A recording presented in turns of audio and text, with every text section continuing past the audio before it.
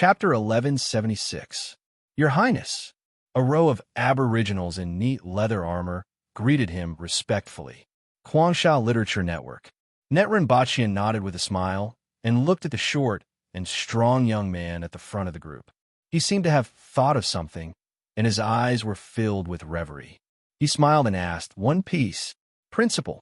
The young man smiled sheepishly. This young man was Chao Zhong, the freshman who almost dropped out of school after watching One Piece. More than 10 years have passed in the blink of an eye. Ren Bachian lamented, as if he could still vaguely see the scene of that young man standing in front of him and saying that he wanted to drop out of school. Although his great dream of dropping out of school to become a pirate king didn't come true, it planted a seed in his heart.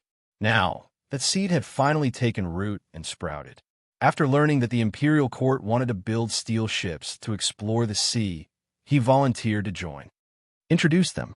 Ren Bachian smiled. "Yes, this is the Conqueror, and that's the Conqueror. It's 142 meters long, 9 meters wide, 3,380 tons of displacement, 3,760 tons of full load, 19 knots of speed. It can carry 122 people.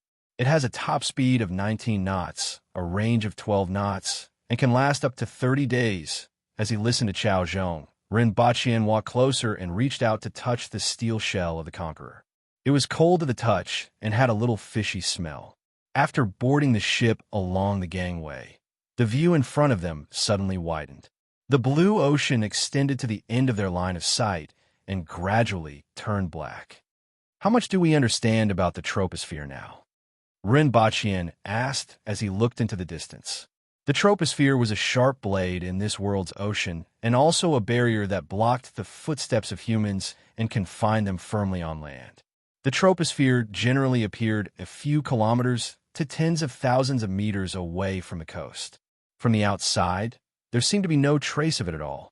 However, a few meters below the surface of the sea was full of chaotic and turbulent undercurrents, as if countless hands were tearing at it. Ships that entered the troposphere were almost unable to escape. Even steel-hulled steamships would find it difficult to escape if they were caught in it. Needless to say, there were countless strange marine creatures in the troposphere, which were also a great danger to ships. The observatory's Research Institute has placed observation devices underwater several times. Although they soon lost contact with the strange water, it didn't mean that they didn't discover anything. I don't know what the undercurrent in the troposphere contains, but it has a slight effect on the signal. Also, the undercurrent is very fast. In a short time, the observation device will be swept to a place where the signal can't reach. Under the ocean, there seems to be something affecting the water flow. We found many whirlpools underwater, which is an important reason for the formation of the undercurrent. The ocean is very deep, and there seems to be a huge crack under the water 10,000 meters away, as if it was cut by a sharp axe. At present, we don't know the extent of the troposphere. The detection range on the surface of the sea has exceeded 300 kilometers, but it still hasn't broken through the troposphere. Moreover, there are turbulent undercurrents in the air above the sea beyond 300 kilometers, and some extreme weather often occurs. The observation station has sent several drones to explore the outer area, but they were destroyed beyond 300 kilometers. Ren Bachian had already understood most of the situation, but he still wanted to hear more from Chao Zhong. "Let's go and take a look. Let me see how good you guys are," Ren Bachian said. "Yes." Chao Zhong proudly ordered everyone to prepare. "Have all of you learned how to swim?" Ren Bachian suddenly asked with a smile. Chao Zhong's expression froze for a moment before he embarrassedly said, "I suffered a lot in order to learn how to swim." Most of the aboriginals were landlubbers and had the temperament of a steelyard. They sank to the bottom once they entered the water. It was fine if they were close to the shore, as they could stabilize their bodies and walk out of the water. Otherwise, they would die. This batch of marine pioneers suffered a lot on this and drank a lot of seawater. Not long after, the Conqueror sounded its whistle. "It's actually moving. TSK, TSK. It can actually move without sails and oars. Relying on the waves? It's all thanks to the waves." Many onlookers on the shore were surprised to see the ironclad warship, which had been docked for a few days, suddenly moving. The ship didn't go too far, only about 9 kilometers away. When they turned back, they could still see the shore, so the ship stopped. At this time, the ocean had already taken on a dark blue color, and a little further ahead, the ocean had already turned black. "Your Highness, the troposphere is just ahead." Rinpoche nodded and stared at the surface of the ocean in front of him. Apart from the change in color, he didn't see much difference. Although there were waves on the surface of the ocean, it seemed relatively calm. "Release the marker," Rinpoche instructed. "Get ready to release the marker." Chao Zhong immediately shouted. A moment later, a red wooden ball with a diameter of 2 meters was released from a ship. This wood was very dense and didn't reach the bottom of the water after being thrown into the water. Soon, Rinpoche saw that the ocean seemed to be enraged. Although there weren't many changes on the surface, the wooden ball under the water began to move rapidly and irregularly at a high speed. This was the effect of the undercurrent under the water. In just a moment, the wooden ball suddenly shattered as if it had been hit by a heavy hammer. It turned into countless pieces of wood that continued to float in the water. This was the power of the undercurrent. Under the power of countless undercurrents, it could even deform steel. Huge waves suddenly appeared on the surface of the ocean, and a huge object suddenly emerged from the water. It looked like an octopus tentacle that extended more than 30 meters out of the water. It twisted and swayed on the surface of the water, and there was a huge mouth full of sharp teeth at the top. "This kind of piece of firewood is everywhere under the water," Chao Zhong said. "My strength isn't particularly strong, but there are too many of them." This wasn't a tentacle of a huge monster, but its body looked like this. After finishing his sentence, he picked up a bough from the side, drew it, and knocked an arrow. An arrow pierced through the air and pierced the swaying tentacle, immediately creating a big hole. Blue blood sprayed everywhere. The surface of the sea suddenly churned, and the tentacle frantically slapped in all directions. Even a big hole wasn't considered fatal to this kind of creature. Compared to its body size under the water, the body size of this huge monster on the surface only took up 1/3 of its body size. "A piece of firewood?" Rinpoche turned his head doubtfully. This name sounded awkward no matter how he listened to it. "Hey, this is what we call them in private. The people at the observatory call them heterogeneous leeches." Chao Zhong laughed. "Are there many of these things under the water?" "Yes, they are everywhere. With such a body size, they should need a lot of food, right? Do they have so much food?" "There are more marine life under the water than expected, especially those undercurrents. Although they are turbulent, they also suck in a large number of fish from afar. How do these things not get torn apart by the undercurrents under the water?" Rinpoche listened to Chao Zhong's explanation and nodded gently from time to time.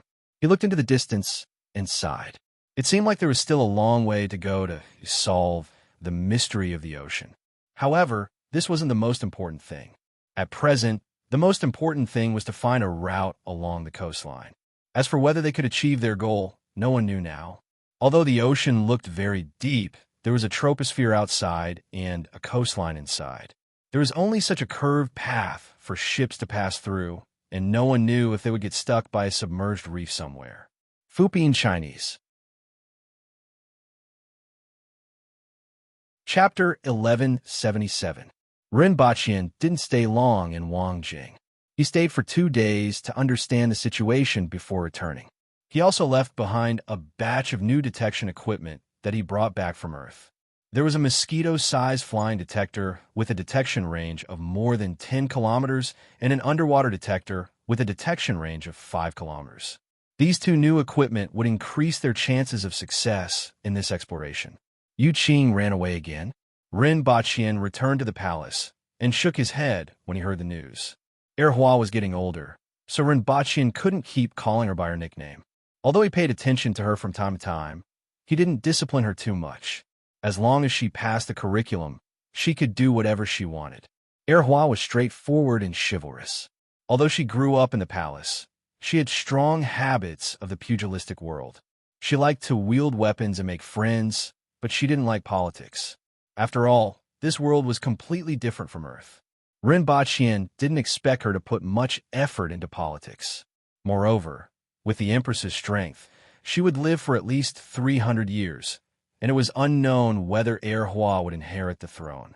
If she put too much effort into politics, she might really cause trouble in the future. This was something Rinpoche didn't want to see, so he didn't force her when he saw that she didn't like it.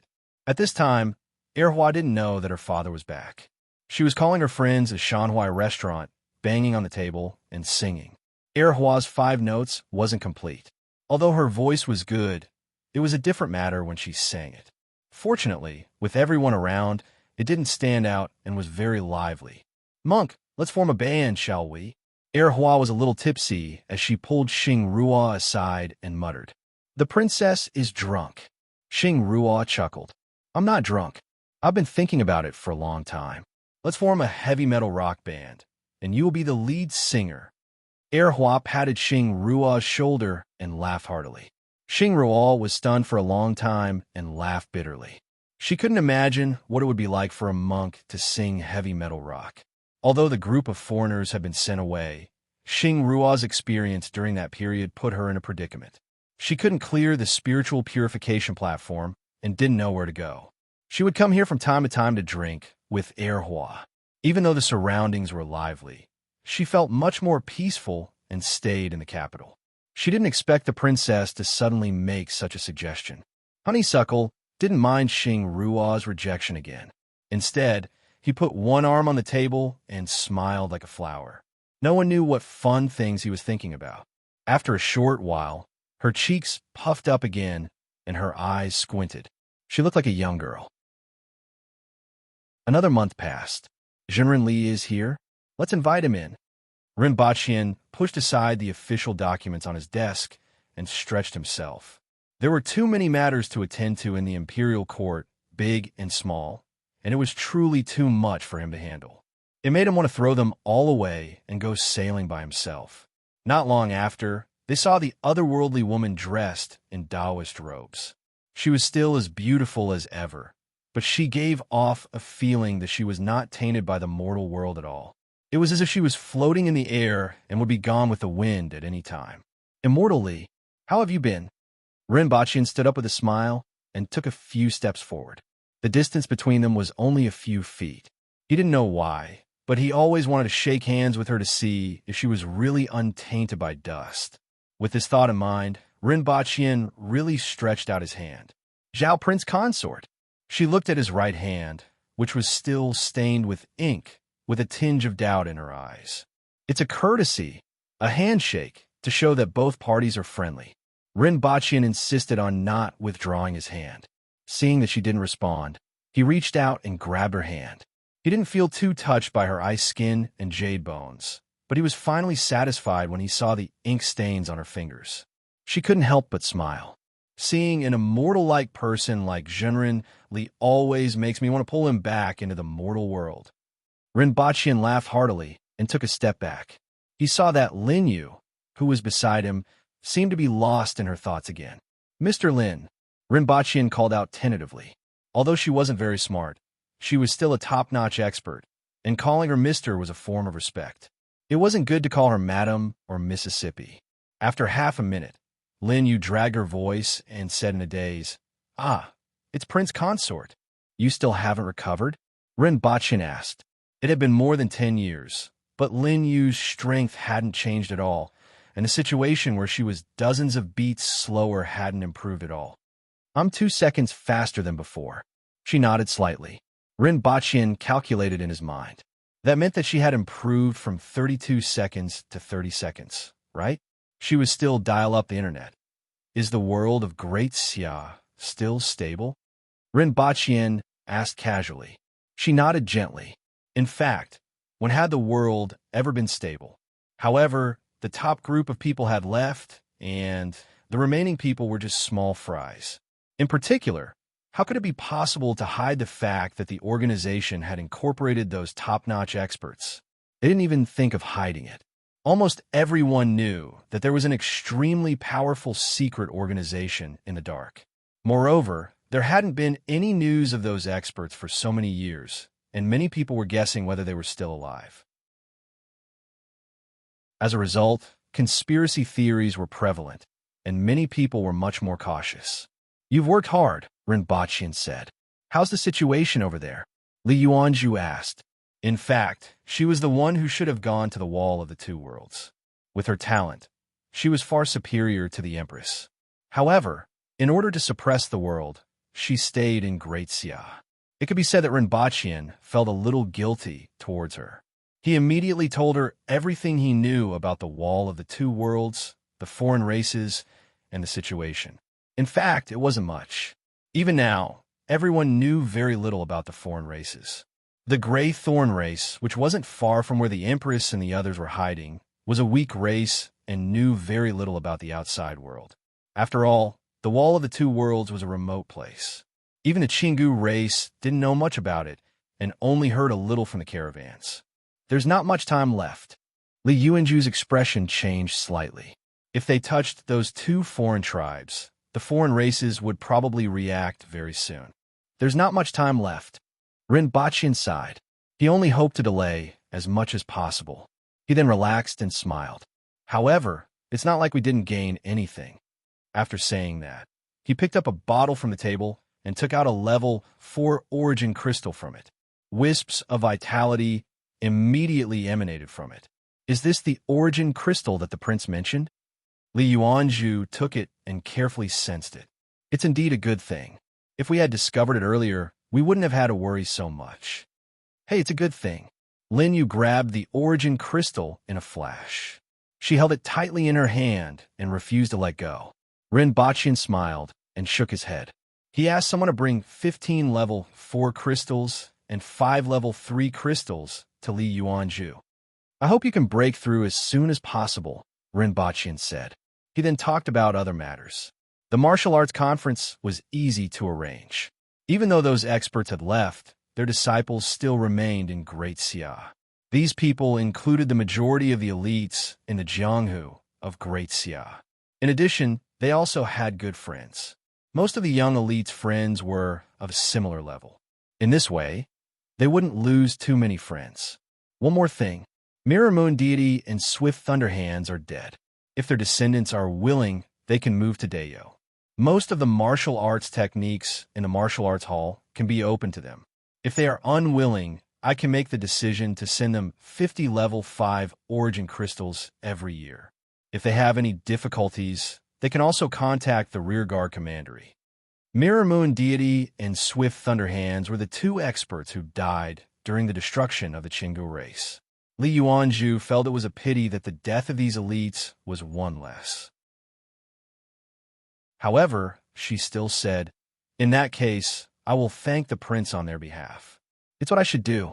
Rinpoche waved his hand. No matter why these people joined, they were fighting for the human race and eventually lost their lives. He had to take care of them so that those experts wouldn't have to worry about them. After talking about this, Rinpoche said, "There's another important matter that I need your help with. Is it to study the spirit and heaven-grade weapons?" Li Yuanzhu already knew a little before coming. Many experts have gained some insights over the years. I don't know if it will be of any help. Just 2 of you will be enough. Rinpoche smiled. The insights of many experts were mostly personal experiences. Although Rinpoche needed them, he didn't value them too much. He valued the research subjects more so that he could conduct systematic analysis and research.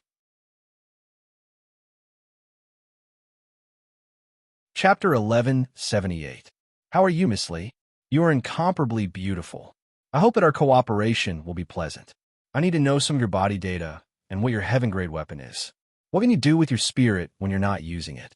We need to observe some changes when you exchange your energy. We also need you to cooperate with us in some experiments. Body data? Observation?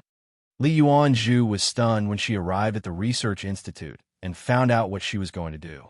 Even with her calmness, there was some anger in her eyes.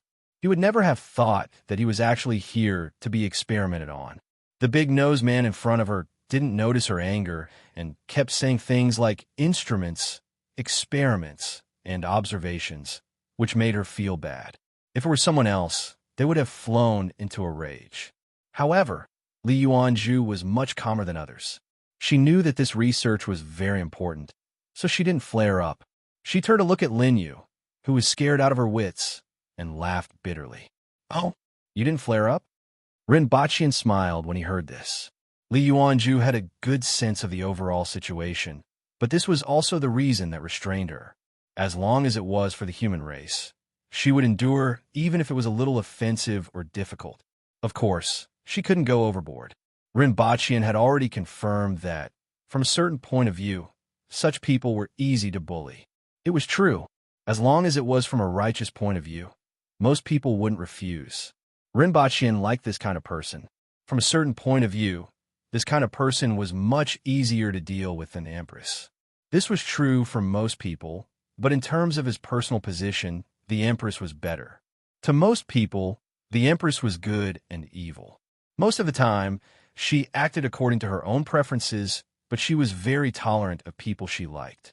She was a typical person who would help her relatives and not reason. Even if Li Yuanju had someone she liked, if it conflicted with her righteousness, she would probably cut off her feelings. This was also the difference between the two top women in the world. Furthermore, the research was only to observe her exchange of energy, blood flow, and condense her heaven-grade weapon. It wouldn't be too offensive to her. Therefore, Rinpochian wasn't worried. After getting everyone to leave, Rinpochian calculated the Empress's schedule and figured that she should be back soon.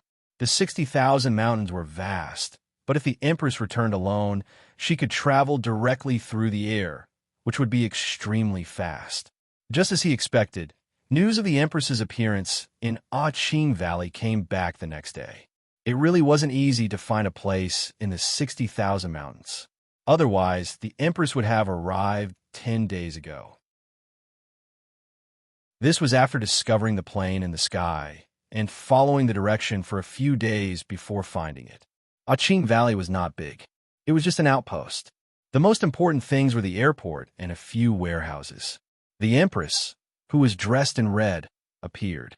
She looked around and headed straight for the warehouse. Moments later, all the people guarding Qing Valley were shocked.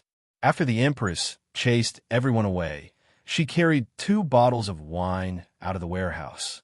After downing a bottle of wine, she let out a satisfied sigh of relief. Her face was full of satisfaction. He then used the radio to send a message to Rinpochian. "Prepare the wine pool for me. I want to see it when I return."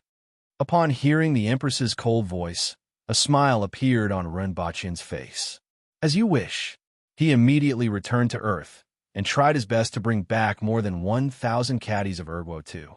Long ago, he had imposed a ban on alcohol, especially on the use of grain to brew wine.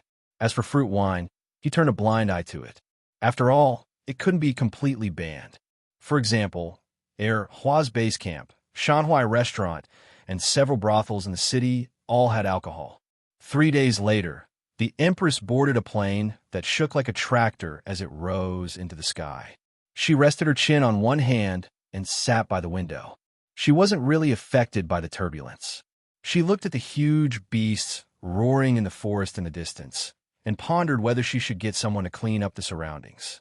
Previously, this route had been cleared. The beasts in the 60,000 mountains all had a sense of territory. After the powerful beasts in an area were cleared, other beasts would migrate over after a period of time. As a result, they had to be cleaned up from time to time. It seemed like there was no end to them. Because of this, more than half of the troops from the Protectorate of the South were involved. Before the plane reached a high altitude, there was a small accident. An iron-winged rock barged into the flight path of the plane and seemed to treat it as a toy. It chased after it for a while and planned to pounce on it. The archers on the plane shot a few arrows at it, but couldn't chase it away. The arrows bounced off the gray feathers on its body, which made the rock a little angry. It looked as if it was being harassed by a few flies. With a cruel look in its eyes, it kept following the plane from below. If it wasn't for the fact that the plane was flying at a higher altitude than it, it would have caught up in time.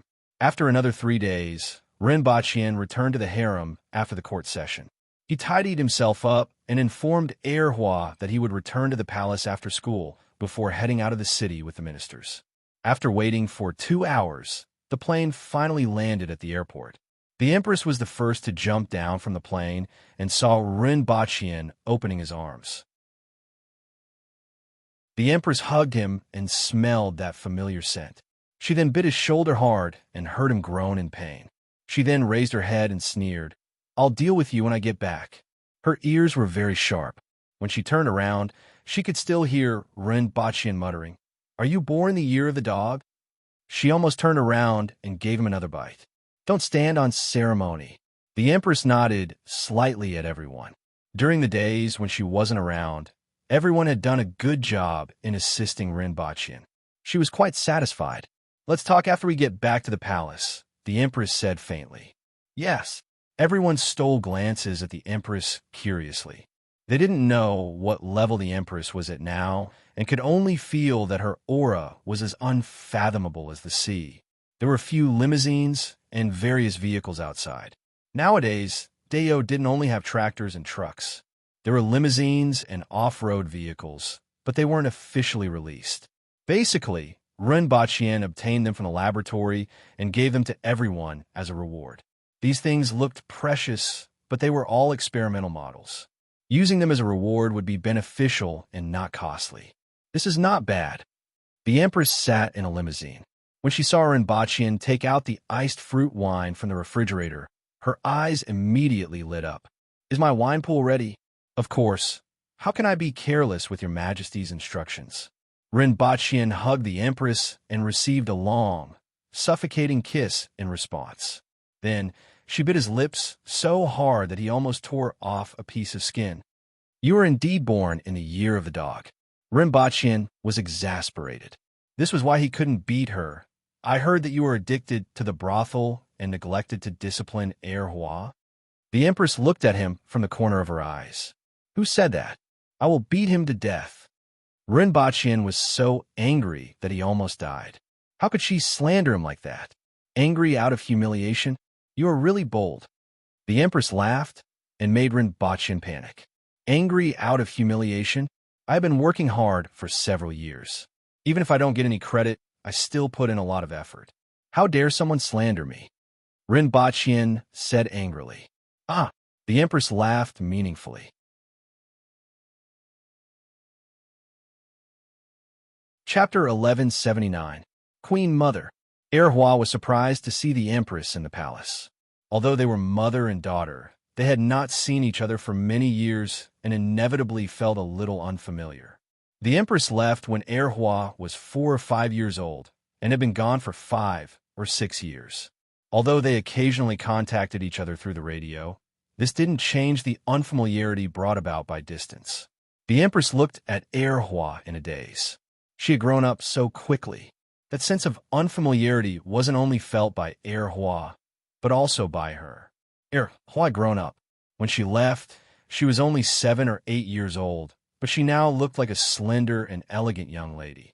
She wore a long blue dress, looked like the Empress, had quick-witted eyes, and was a cardinal heaven expert. "You've grown up. Come closer and let me take a look." The Empress looked relaxed and smiled. "Queen Mother." Hua called out again. You look good," the Empress said gently. "Of course, I'm doing well. It's just that I haven't seen you for a long time." Hua was as honest as he could be. Let's talk while we eat. I want to hear about what happened to you all these years." The family of 3 sat in front of the hot pot and sighed. It had been a long time since they last had such a day. At the table, the Empress asked Hua about her in detail, such as her school and studies. At first, Hua was honest, but he soon reverted to his old ways and was straightforward. "Queen Mother, let me toast to you." "Let's have another toast, Queen Mother." "Of course, I'm very powerful. I'm a princess. Who dares to bully me? It's me who bullies others. I have a lot of friends who give me a lot of treasures.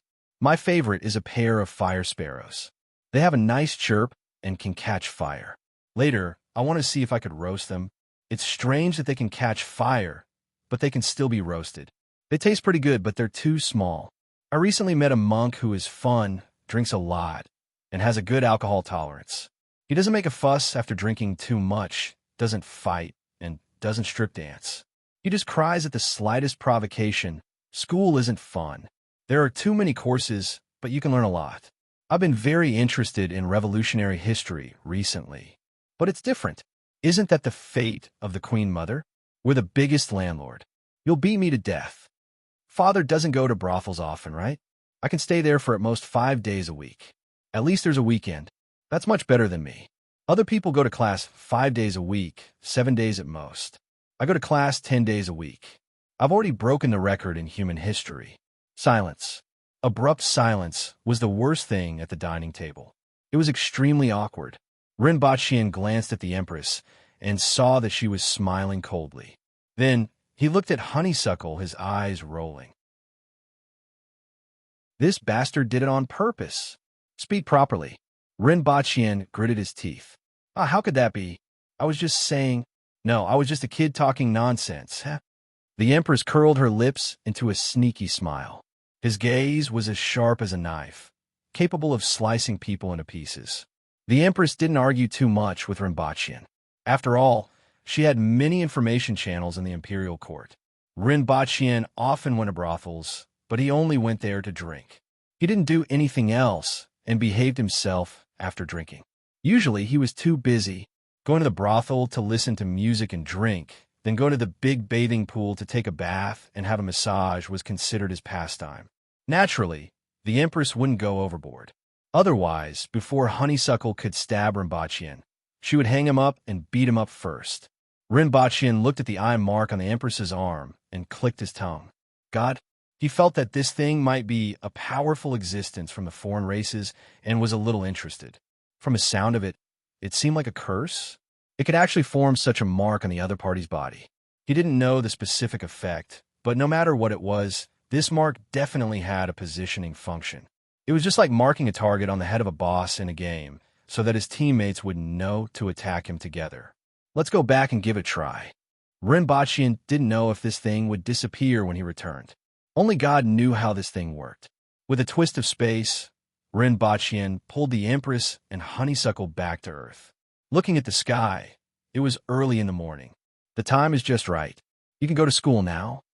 Rinpoche patted Honeysuckle's back with such strength that would have killed someone else. Let's see if it's still there. Rinpoche grabbed the Empress's arm and saw that the eye-like mark had disappeared. Sure enough, the mark was affected after being separated by a world.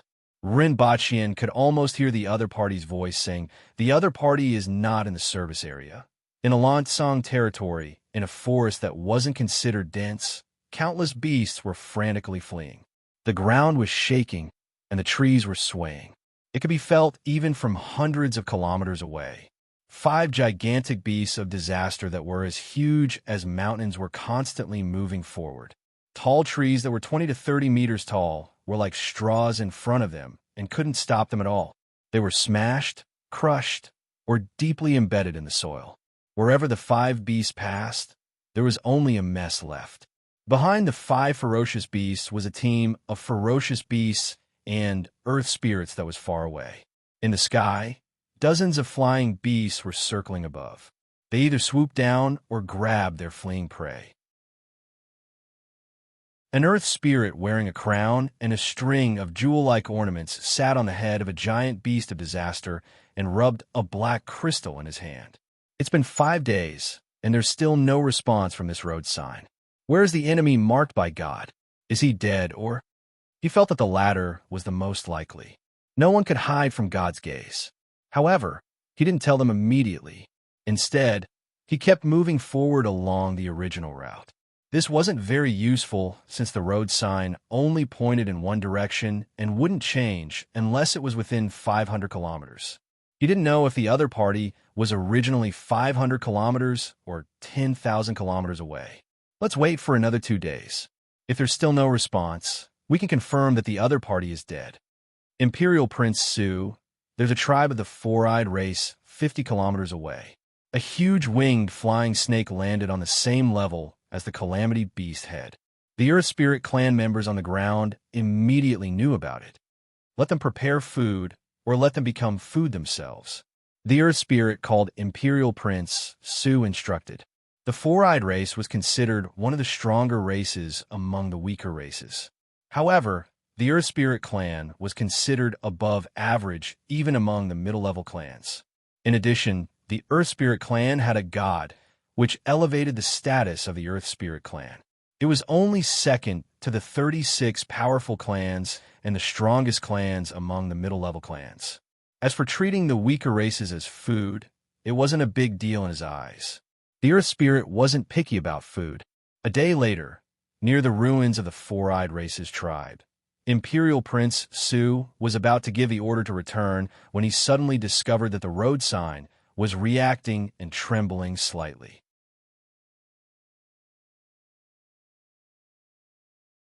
Chapter 1180. It's still here. It seems like this thing isn't so easy to deal with.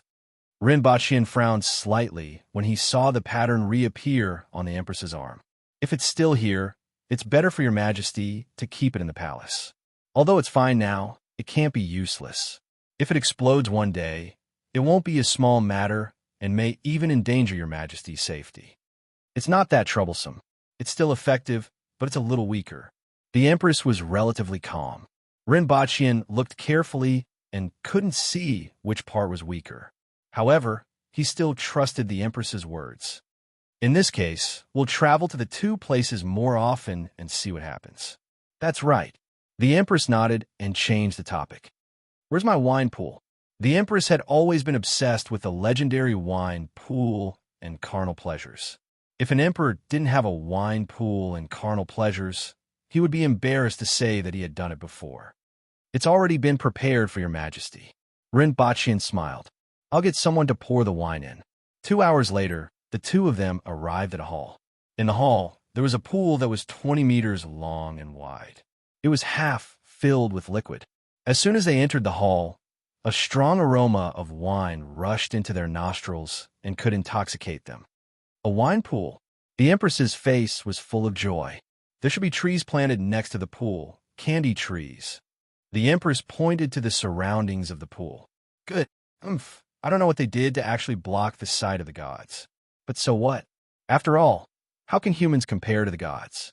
Imperial Prince Su noticed the movement of the road sign and sneered. Let's go. Let them suffer the wrath of the black sky god. 3 days later, the road sign didn't respond again. The road sign responded again. The road sign didn't respond again. The road sign responded again. The road sign didn't respond again. The road sign again. Imperial Prince Su's hair stood on end. For more than a month, he was always on the verge of a violent rage. The team had been moving in the direction indicated, but what made him furious was that the road sign seemed to be getting harder and harder to track. Until one day, the road sign couldn't find the other party's position. This made Imperial Prince Su's eyes hazy. There was no doubt that the other party was still alive. However, he didn't know how they did it. They actually blocked the sight of the gods, and even the gods couldn't find them. Give up? Absolutely not. The other party's blasphemy toward the black sky god had to be cleansed with blood. But to continue? Who knew if the other party was thousands of miles away or tens of thousands of miles away? It was impossible for them to kill everyone along the way. Looks like it will disappear after one more time. Rinpoche rolled up the Empress's sleeve and looked at the faint mark. If he didn't know what it originally looked like, he wouldn't be able to tell. All that was left was a faint outline. He didn't expect that such a mark could be worn away by traveling back and forth through space. It was reasonable, but unexpected. At the very least, he knew another additional function of traveling through space. Yes, I'll be leaving after it's gone, the Empress replied. It's a bit urgent. Tom doesn't wait for me. Although the crystals were effective, they were more useful to the warriors of Great Xia. They were more suitable for them to meditate and exchange elemental energy with their divine souls. To be of use to the aboriginals, I need to stay in a space with dense yuan qi for a long period of time. I can't always stay in a quiet room. The Empress shook her head. I also want to see what it's like on the first heaven after I break through the longevity heaven. According to the message left by the Emperor is the level of strength in the longevity heaven realm. Those foreign race masters must be at this level as well. Only by reaching this level can we know how powerful they are. Your Majesty, how long will it take to reach that level? Rinpoche couldn't help but ask. The Empress could be said to be favored by heaven and earth, and her talent was unparalleled. She was a cardinal heaven expert at the age of 20 and broke through to the intermediate level of longevity heaven when she was just over 30. Now, she had already reached the advanced level and could be considered the number one human in the world. This kind of talent had never been recorded in the thousands of years of history. Thousands of years ago, when a human race was still in the Lansong region, there weren't many people who could compare to the Empress. Moreover, the Empress had the hack machine to level up. However, without the help of predecessors, Rinpochian wasn't sure how long it would take for the Empress to take that step. On one hand, he was looking forward to it, but on the other hand, he was a little worried, which was why he asked this question. After the Empress took that step, the future should be much safer. I will definitely take that step within 10 years. The Empress said resolutely. Good. Rinpochian smiled. 10 years. He didn't know how many more years she could drag on. The most important thing now was to drag on. The longer she dragged on, the more advantageous it would be for the human race. If she dragged on until the human race got out of the warship, even if there were dozens or hundreds of foreign race masters, they could just directly attack them. The Empress returned for more than a month before leaving. She left in a hurry and didn't even explore the existence in the belly of Mount Lu Chui. It was a race against time now. Huh? There's news of Qi Ziding? Rinpochian was a little surprised. Most of the time, he had forgotten that he had such a brother-in-law. He had been looking for traces of the late emperor for more than 10 years, and even Honeysuckle was almost 11 years old. A door. Rinpochian was a little surprised. Yes, it said to be a door with a layer of water on it. We can't see what's on the other side of the door. More than 10 people went in, and no one came back from the other side. We don't know what's on the other side of the door, the radio reported. Rinpochian walked around the ground a few times. There were too many strange things in this world, such as the thousands of races in the Lansong land, the red moon in the sky, and now another door. It didn't seem too surprising. What about Qi Ziding? He also went in, and there were 3 cardinal heaven experts. Pass down the order that no one is allowed to go in again. Be on guard outside, and I will send someone later, Rinpochian immediately ordered. Yes, but those people might not listen. The other party said hesitantly. Rinpochian knew who he was talking about. Qi Ziding was accompanied by a group of ancient race cardinal heaven experts that he had recruited. There were more than 20 of them. If these people want to go in, they couldn't be stopped. If they want to die, don't stop them.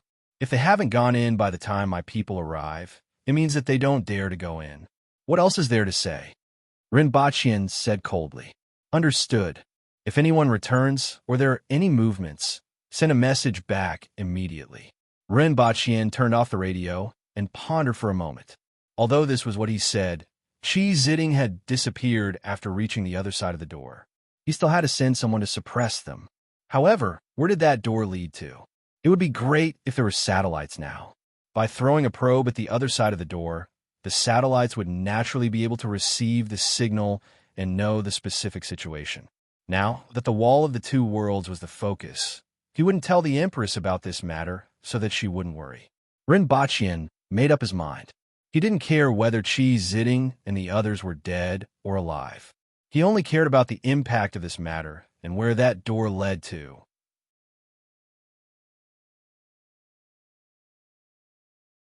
Chapter 1181. Horned Dragon Galaxy, 4-leaf grass planet.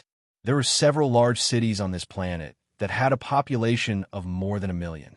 Thunderlight City was one of them. When the sun rose and was still hanging in the sky, the people in the city had already started their daily lives. What's that in the sky? What is it? Someone cried out in alarm. As if it was contagious, most people on the street looked up at the sky. Then, this contagious action spread from one street to another until it covered half of the city. Countless thunder barbarians looked up at the object that was reflecting a metallic luster in the sky. It's so noisy outside. What happened? A deep voice was heard from the palace in Thunderlight City. King, there's something in the sky, a female thunder barbarian said with a surprised expression. In the sky? Something? The deep voice was heard again. I'm sorry, King. The female apologized at first, then explained, "There's something floating in the sky. It's at least a few thousand meters high. I can still see it clearly, so it should be very big. It looks like a metal plate." If the people on Earth heard this, they would probably laugh for a long time. The spaceship stopped right above Thunderlight City, so it looked like a metal plate from below. It could be considered a different world version of the blind trying to figure out an elephant. Oh, the owner of the deep voice finally appeared. It was a tall thunder barbarian who was more than 5 meters tall. There was a diamond-shaped scale on his forehead that had a weak electric light jumping on it. At that moment, 8,000 meters in the sky. Those natives must be shocked. "Oh, mother, I see God." A white pilot looked at the aliens on the screen and laughed. Although his tone wasn't pleasant, the people around him didn't object to it. This was a sense of superiority and pride from a higher civilization. At least Earth was a civilization that had walked out of the planet. When faced with such an ignorant and backward civilization, it was natural for them to have such a mentality. Of course, the premise was that their powerful individual combat power was ignored. If both parties were on the same plane, no one would doubt that they would be rubbed against the ground by those two-horned aliens. This was the conclusion that came from observing their battles and individual combat over the past few years. "It's out. The one with the strongest energy reaction. Let me see." Hiss. The entire observation room was filled with the sound of people inhaling. The screen clearly displayed the opponent's vitality. 112336. An average adult's vitality was only around 10, and a well-trained elite soldier's vitality was only around 30. 112336 was equivalent to the vitality of 7,000 ordinary people. It could be considered a self-propelled battleship. If Rinpoche were here, he would have a better understanding of the other party's blood and chi value. One had to know that the blood chi of an Earth embryo realm expert was between 1,000 to 1,200. Most spirit wheel experts had a blood chi value of less than 3,000, and cardinal heaven experts only had a blood chi value of around 5,000. According to this growth curve, the experts of the heaven and earth domain would not have more than 10,000 blood chi. Martial artists who had just entered the longevity heaven only had a blood chi value of less than 20,000. The further one went, the greater the difference in physical strength between the ancient race martial art practitioners and the spirit refinement martial art practitioners. But his opponent had directly raised it to 6 digits. This was a qualitative difference. This number was simply terrifying. "When are we going to send someone down to communicate with them?" someone asked, swallowing a mouthful of saliva. It was a man in a military uniform. "Give them some time to think. After 24 hours, send a spaceship and a robot down." "Have you finished analyzing their language?" another man asked. "Yes, we have already put in surveillance equipment a year ago. After the analysis of 2 linguists and the photon computer, they can now communicate with each other. And there's no problem. None of the foreign races below tried to shoot down the spaceship with long-range weapons, such as arrows." The foreign race individual with the highest blood chi value stood outside for only a few minutes before returning to the largest building in the city. The building was shrouded in a kind of energy. Only the blood and chi value could be detected, but the specific value couldn't be detected. After 24 hours, the sun in this world was just past noon. After 24 hours, the Thunder Barbarians in the city below were still looking up at the steel plate in the sky from time to time, as if they were afraid that it would fall. A small plane flew out of the spaceship. It was 10 meters long and 7 meters wide. It looked more like a diamond-shaped box in all 8 directions. The biggest feature of the Shuttle 17 was that it had a nozzle at the bottom and 4 small propellers at the top. It didn't need a runway to take off and land. It was more appropriate to call in aircraft. When the plane first flew out, it didn't attract much attention. As the plane descended, the foreign races in the city immediately became restless. "Look, there's something flying over. What is it? It doesn't look like a beast. Is there someone on it?" "In the palace." "King, there's something flying down from the iron plate." And that dull voice only responded faintly. "What should we do?" "Wait, let's see what it is. For any race, an alien visitor was something that required imagination. The more backward a race was, the less understanding a race had of outer space. The more it was like this. King, that thing stopped. It stopped 100 meters above the rain platform. This time, before the dull voice replied, an electronic voice with a strange tone came from outside the palace. King of the Thunder Barbarians, I'm an envoy from a foreign land. We came here to communicate with you. I don't know if you're willing to. The reason why it was strange was that the last two words of the Thunder Barbarians were extremely forceful, like steel, so when they spoke, they gave people a feeling that they were very imposing. However, this electronic voice was in line with the habits of the Earthlings, so the voice sounded a little weak. That thing spoke. The female Thunder Barbarian in the palace was shocked. After the electronic voice said it once, it repeated itself. After a few seconds of silence, the dull voice laughed. Haha, interesting. I haven't encountered such an interesting thing in a long time. Okay, don't just stand there. Let our guests in. The rain platform was a 3-story platform outside the palace. Each floor was 3 meters high. At this time, several guards were looking at the sky near the rain platform with lightning surging in their eyes. It wasn't until the female Thunder Barbarian came out and said a few words that the guards stood aside. Come down. The king invites you in. The female Thunder Barbarian said to the sky. Everyone was surprised to see the plane land on the side. The side opened, and a woman who was similar to the Thunder Barbarian walked out. She had no horns, no lightning in her body, and no blood could be felt from her. That's right, it was a female robot. Under normal circumstances, it was easier for the other party to be on guard against a female.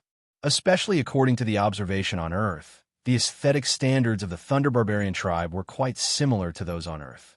This robot was made based on the aesthetic standards of the Thunder Barbarian tribe. What are you? The female Thunder Barbarian raised her eyebrows and looked at the robot in front of her. She could clearly feel that the other party was not a living thing. It's not very polite to say that. The robot pursed her lips and smiled, saluting with the etiquette of the Thunder Barbarian tribe.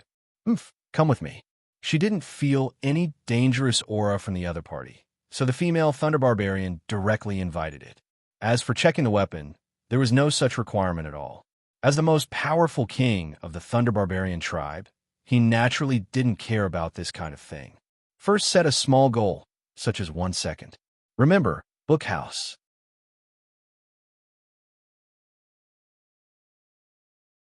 Chapter 1182. We've entered the hall. The signal isn't affected. A joyful voice came from the spaceship. Apart from that, it was even quieter in the spaceship. Everyone was looking at the image on the screen, trying to catch any sound. Other than the spaceship's staff, there were linguists, sociologists, and negotiation experts. Earth had made a lot of preparations for this meeting. According to some people, it was the beginning of a new chapter in history. This was the first contact between humans and an extraterrestrial civilization. It could be said to be a historical event. No one would be careless. As the robot entered the hall, the residence of the civilization's ruler was finally reflected in the eyes of the people on Earth. In the eyes of many people, a lot of things could be determined from a person's residence. Although it was an alien, it was better than not having any clues. The hall was spacious and simple, with black and blue as the main colors. At the top was not a seat, but a cushion that looked like a futon. A tall figure was sitting there with his legs crossed. Other than that, there was the female Thunder Barbarian in front of him. Neither of them had luxurious decorations on them. They were even inferior to the Thunder Barbarians outside. However, the pressure from their bodies was far beyond any life form they had ever seen. Simple, determined, tough. This was the first impression of the people on Earth. It's a pleasure to meet you, King of the Thunder Barbarians. I'm an emissary from Earth. You can call me Zero. The robot saluted. Puppet?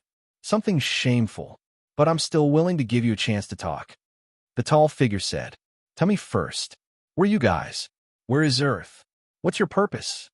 You can call us humans, just like how you call yourselves the Thunder Barbarians. In fact, we're all carbon-based life forms. Although there are slight differences in appearance, there's not much difference in essence. Earth is another planet outside this one. We crossed the distant starry sky to come here with the friendship of humans. Friendship? The tall figure let out a soft laugh.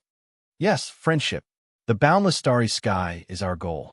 The starry sky is vast, and most of the planets have no life. Discovering and coming here is a surprise for both our races. The robot's words were said after many experts had discussed them.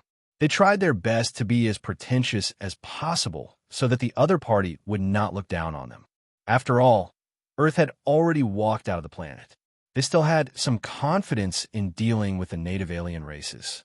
However, he couldn't brag too much, lest the other party would see through him in the future and feel that he had been deceived. Thus, he tried to make his words as complete as possible. This was also based on the situation of the Thunder Barbarians. From what he had learned, the people of this race believed in martial strength. Their physical strength was strong, and their personalities were straightforward. They hated being lied to. Then, why are you looking for me? Naturally, it's to establish a connection between both sides. Did you discover this world by accident? Where's your world? What do you want? I hate having something on my head. Do you know why I didn't take it down? The tall figure finished asking what he wanted to ask and suddenly changed the topic. Shoot it down. Many people on the spaceship laughed. Shooting down a spaceship from 10,000 meters in the sky with his bare hands? This joke is very funny. Primitive, barbaric, ignorant. Such labels were hung on the king of the Thunder Barbarians. Because I want to see what will happen. The voice of the tall figure didn't change much, but it carried a hint of thunder that sounded like the silence before. The expressions of the sociologists on the spaceship changed slightly. Was this the rhythm of a sudden change in attitude? Peaceful communication is built on powerful strength. There's a saying that goes, reading can make me talk to idiots calmly, and fists can make idiots talk to me calmly. Maybe we should show our strength. This kind of primitive, backward race can't understand the greatness and power of technology. They have too little knowledge, so they believe in the pressure of fists more. I don't think it'll be so unwise, right? Someone said. After all, communication between both sides was extremely beneficial to both sides. Honestly speaking, who would reject communication from another planet? If it was him, he would definitely not reject it. He believed that no one would be able to reject it. For a civilization that could walk out of a planet, even a little bit of technology would be enough for them to upgrade for several generations. Most people agreed with this statement. If it was Earth in their shoes, their first concern would be how to further communicate with the other party, exchanging technology, materials, minerals, and so on. They would find a way to get technology from the other party that could allow their civilization to transition. Secondly, they would want to get something that could allow their technology to advance, or something that could allow them to live a better life. Even if the other party didn't know much, as the king of a race, he wouldn't be too short-sighted, right? Maybe you're very powerful, but for us who can travel through space, your strength is still at the level of a living creature, the robot said. Hee ha ha. The tall figure suddenly laughed in a low voice. I've said it before, I hate things above my head. Not even birds. And I also hate people who are sneaky and don't even dare to show their faces. If you come and greet me honestly, maybe I'll spend more time talking to you. The people on the spaceship who heard this had a strange expression. Greet him honestly? It was like a primitive man who was being pointed at by a gun and roaring, "You should just greet me honestly." However, the next moment, everyone couldn't laugh anymore. The tall figure didn't make any movements, but an electric current suddenly flowed into the robot's body. In a short moment, all the electronic parts were destroyed, and the screen on the spaceship went black. Although it's exquisite, a puppet is a puppet. The tall figure didn't even look at the robot and flashed out of the hall. Suddenly, a bow completely made of lightning appeared in his hand. Is he trying to shoot us down? Someone sneered. Everyone's face was a little angry. They didn't expect that they would fail to make contact with the king of a primitive race. The other party was simply unreasonable. The gap between the two parties was obvious, but the other party actually dared to do this? If it was someone else, even if they had some ideas, they would probably feign civility first, right? As expected, we should learn our lesson this time. Next time, we should show our strength first and let them know who's boss. There's a high-energy reaction below. There's a high-energy reaction below. The spaceship's alarm suddenly sounded. However, everyone wasn't too worried.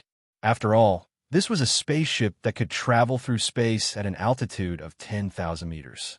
What everyone was more interested in was the bow in the other party's hand that was made of pure lightning. Scan it and see how the bow is made. We might have discovered a big secret, someone said excitedly. Everyone subconsciously felt that this bow made of lightning was some kind of special mineral. If they could excavate it, it might be of great use. A purple ray of light streaked across half the sky.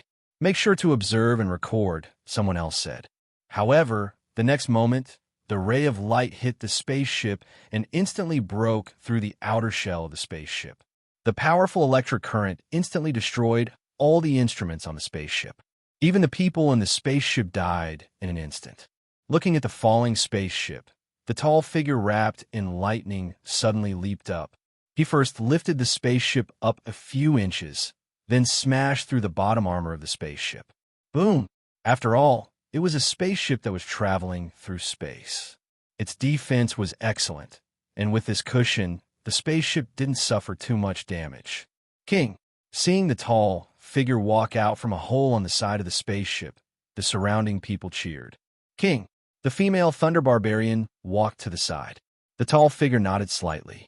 Find the best craftsmen and scholars in the city and see if they can research anything. Then he sneered. Weak rabbits actually want to be on equal footing with me? Do they think that just because they can fly, I can't do anything to them? How does the king know that they are weak? They don't even dare to show their faces. Why would the strong need to use such dishonest methods? But if they attack en masse, if they could attack en masse, it wouldn't be just one spaceship that came today. It wasn't easy for them to come here. Moreover, they were able to shoot down their spaceship so easily, which confirmed this point. They're just weak people with some strange skills.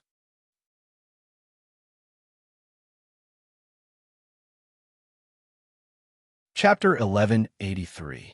I have something to say. I thought that there was nothing that crossed the line in this book. However, I was reported by someone and met with a crackdown. I first 404 before reviewing it. I don't know if it was a certain reader or a certain author who reported me. I blocked a lot of haters and even retaliated. I understand that some people hate me. In Dragon Sky, I also scolded some people who didn't know anything and just blindly spouted nonsense. It's natural for people to hate me. I don't know who did it, so I'll say it all at once. Maybe they thought that they had one and thought that they could make the authors they didn't like unhappy. In fact, it only created an environment in which everyone in the online literature industry felt insecure. In the end, they didn't dare to write anything. I really don't know what the current online literature industry will look like. I can be sure that readers who like to read will not like to see this. As for some authors, they aren't that hateful, but they are quite pitiful. They can't do anything else, and their minds aren't on the right path.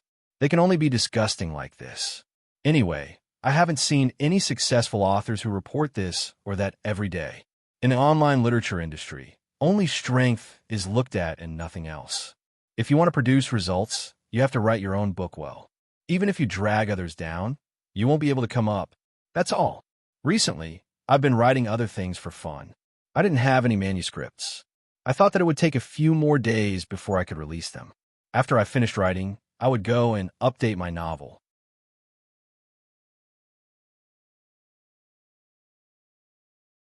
Chapter 1184. Thunder Barbarian King? The spaceship was shot down? Let me watch the video first.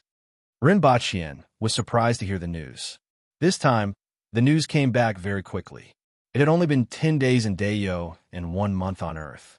After all, when they first came into contact, the 3 spaceships in the Horn Dragonstar sector maintained constant communication.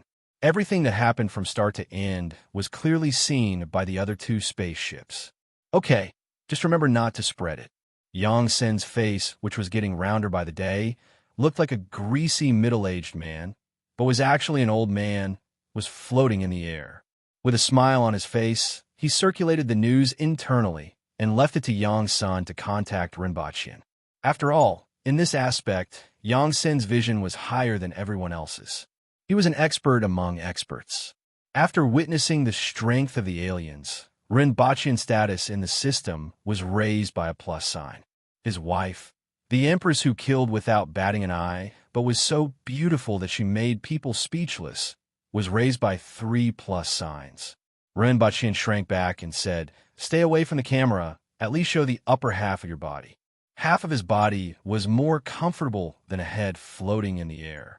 Furthermore, this head was too big. Okay. The greasy head of the Messiah 87 department, Yang Sun, shrank back and immediately became half of his body. Rinpoche opened the video sent by Yang Sun and even recorded the words of the pilot, as if there was a voiceover. Those natives must be shocked. Oh, mother, I saw God. The flamboyant voice in the voiceover didn't surprise Rinpoche too much. This should be how a high-level civilization faced a low-level civilization. A long-lost scene flashed across his mind.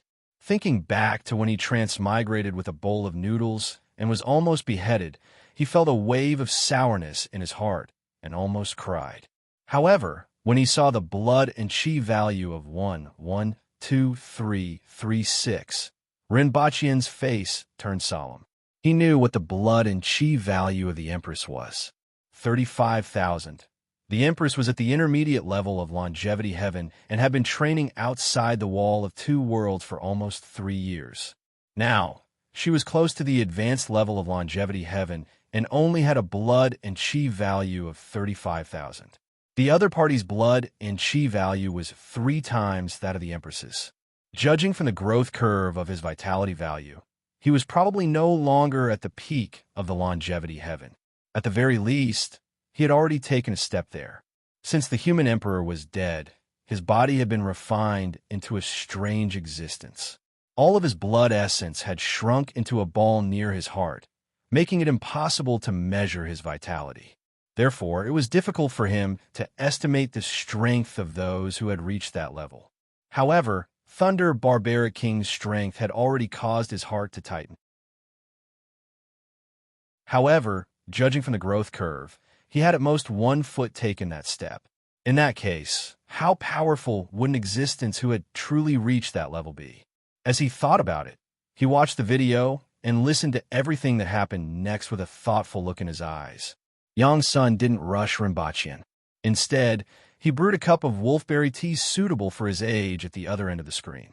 Even though Rinpoche was already aware of this matter, he was still somewhat fearful of the might of this arrow and remained silent for a long time. What do you think? What do you think? Yang Sun finally opened his mouth after a long time. You can't evaluate these Thunder Barbaric Kings with the thinking of Earthlings. Rinpoche pointed out the first problem. Rather than looking for those sociologists, you might as well look for 2 ruffians from a backward region. They know better than anyone that the fist is the boss. If you don't show your strength, it's useless no matter what you say. Not everyone cares about the exchange of benefits, let alone the alien races. After staying in Dayo for so many years, he knew this way of thinking too well. As the king of a race, Thunder Barbaric King was inhumanly powerful, had a higher opinion of himself, was more stubborn, and was harder to convince. Similarly, they valued martial strength more. Rinpoche could almost understand the other party's thinking. If they needed anything, they could just snatch it. Otherwise, they would work hard to train and strive to cross the starry sky with their body. They might not necessarily understand the dangers of the starry sky or the vacuum. In their opinion, since they could come over, they could go over, as long as their body was as strong as steel. Rinpoche dared to say that after the spacecraft crashed, the other party would definitely test the strength of the steel. In his opinion, it was just that he hadn't flown high enough. We didn't expect the other party to be so direct. We also considered what you said and came up with a variety of plans. However, the other party's reaction was still beyond our expectations. But it's still human thinking. Rinpoche ended this topic with 1 sentence. What's the height?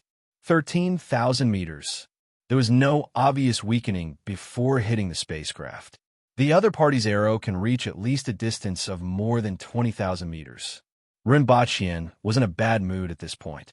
The stronger the other party is, the more powerful the enemy will be. Unless the distance is pulled to a safe enough position, even a spacecraft isn't a match for him, Rinpoche pointed out. A spacecraft that could fly in space was powerful in some aspects, but it was weak in terms of combat power. What about a nuclear bomb? The premise is that you can hit him. A powerful existence that has reached this level is extremely sensitive to danger and has a very strong body. This includes laser weapons. Without a certain density, it's very difficult to hit the other party. Naturally, they can't cause damage or even cause fatal damage. I don't recommend you to be enemies with him now. Rinpoche sighed. In fact, he hoped that Earth and the other party would fight to the death. Only in this way would Earth rack their brains to create more powerful weapons. War was one of the driving forces for the advancement of weapons and technology. This was also very beneficial to him. However, he couldn't say that. He is already looking for our traces. Although we are separated by a continent, after he finishes searching the area occupied by the Thunder Barbarians, he might send people to search further away. Yangtze knew a lot of things, which surprised Rinpoche. As the head of the Messier 87 department, he actually knew so much. What are the plans of the higher-ups now? Rinpoche suddenly asked. Yangtze came to ask Rinpoche because he wanted to get some information from Rinpoche's opinion. As for the specific plans, it wasn't something that Rinpoche could control. How would I know about such things? Yangtze laughed directly. I don't recommend making a second contact with the other party or immediately becoming enemies with him. I suggest that we seize the opportunity to develop weapons that can injure and kill such a powerful individual, Rinpoche said directly. Do you have any other opinions? For example, what level of strength can this person reach?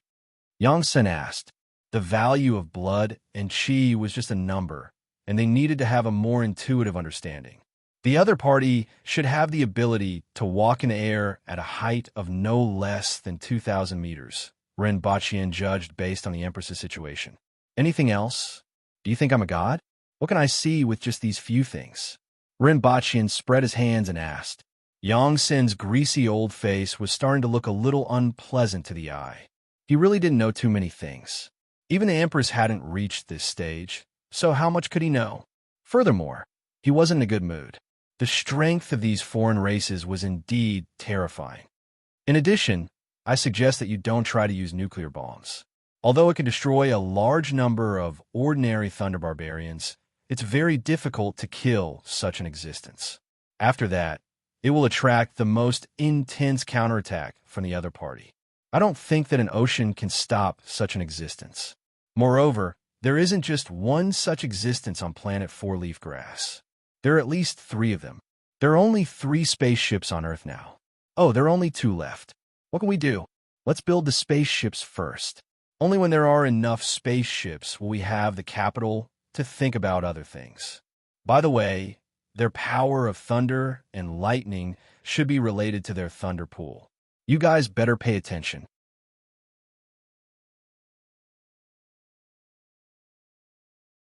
Chapter 1185.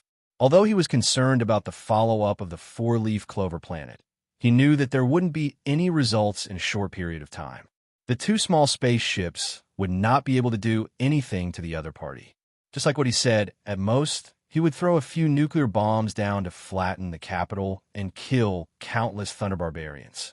Then, the Thunder Barbarian King would be injured but not killed, and he would retaliate crazily. As for the possibility of Thunder Barbarian King taking a nuclear bomb head-on, if this really happened, he might really consider smearing the nuclear bombs with honey and packing them in a gift box as a gift to the foreign race's heavenly lords. After returning to Dayo, 3 months passed in a flash.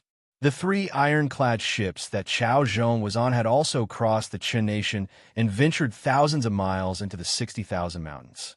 They had also built a stronghold to serve as a supply depot. Now, they were preparing for the next exploration. It was estimated that it would take at least 3 months. There were still some fishermen coming and going along the coastline near the Chuyun Mansion and the Qin Nation. If they found a guide, they could avoid a lot of danger. However, no one had ever set foot in the 60,000 mountains before. At that time, it would be up to them to explore it bit by bit. The date of the martial arts contest had been set. It would be held in 3 months. Those under the age of 24 would be divided into 2 groups, 15 to 19 years old and 20 to 24 years old. The purpose of the contest was to select martial arts geniuses with potential. For this reason, a special group had been set up to serve the martial arts competition. The person in charge was an expert from the Temple of Heaven. The venue is set outside Wong Capital City. There are a total of 5 arenas, 3 of which are the main arenas and will be used in rotation. The construction of the arenas will increase the number of steel bars, and the concrete will have a strength of 80. Rinpoche looked at the blueprint of the arena in his hand and listened to Tu Hong, the head of the Ministry of Works, who was newly established in the Ministry of Works. Speaking of which, Rinpoche and Tu Hong had a grudge against each other. Back then, the two of them had sparred several times. However, the current Tu Hong was much more well-behaved. Let's do it this way. Report the expenses and withdraw them from the Ministry of Revenue. Rinpoche immediately approved it. However, the next day, the naive, stingy, miserly, and seemingly menopausal Tu Hong directly said in the imperial court, "The Ministry of Revenue doesn't have any money left. The salary for 3 months has just been distributed, and the rest has been spent on the 60,000 mountains and the wall of 2 realms. If you don't believe me, you can go to the National Treasury and rummage through it." Even a mouse will be crying when it goes in. Even if Tu Hong was her biological brother, there was no way he could ask for money. Rinpoche was silent for a while before saying in a relaxed manner, "This isn't difficult. We can pay the 6 knitting factory a sum of money to advertise during the entire competition. Also, ask the big families in the Yun Nation if they want to advertise at the competition." Advertisement? Let's advertise it to the public. It's the section that introduces the products on the Black Bamboo Academy's newspaper. After hearing Rinpoche's explanation, everyone immediately understood. Is this useful? Of course. But the 6th knitting factory produces underwear and sports vests, right? Tractors and trucks are understandable, but what's the point of advertising these things? Rinpoche had a smile on his face. It's just underwear and a knitted vest. Don't you always tear your clothes when you fight? Especially after you use weapons, it's rather unsightly. The 6th knitting factory has developed a kind of cotton woven with green spider silk. It's quite tough and not easy to damage, so it's not exposed during a fight. Everyone was stunned. Thinking about it, this thing did seem to be useful. Men were easy to deal with. At worst, they could just raise their swords and fight, but women seemed to be more concerned about this aspect. This was especially true for the warriors from the Yun Nation and Great Xia. Rinpoche smiled in his heart. Putting aside the group of big shots in the court who would get drunk and start running around naked, the warriors still cared about their reputation. If it was a battle of life and death, they wouldn't care so much. However, in the arena, who would be willing to expose themselves in a battle of weapons? The advertising fee from the 6th knitting factory was definitely worth it. As for the chambers of commerce and families from the Yun Nation, they weren't without foresight. Those who sold weapons and medicine also had a demand for this. After the morning court session, Rinpoche stayed in the laboratory for the entire afternoon to check on the progress of various projects. He returned to the palace in the evening. "Where's the princess?" Rinpoche asked as soon as he returned. "In Fengyang Palace Hall." Xinji's bespectacled face, which was expressionless most of the time except during electric shocks, looked a little strange. What happened? Rinpoche might not have noticed if there was something wrong with other people's expressions. However, it was too obvious on Xinji's face. Li Yuanzhu, Lin Yu, and Xing Ruo are also there, Xinji said in a cold voice. How did they get together? Rinpoche was slightly stunned. Go on patrol. I'll go take a look. After giving some instructions, Rinpoche walked toward Fengyang Palace Hall. As soon as he entered the courtyard, he heard the sound of a zither coming from the main hall. Rinpoche was even more surprised. Erhua rarely looked for musicians in the palace.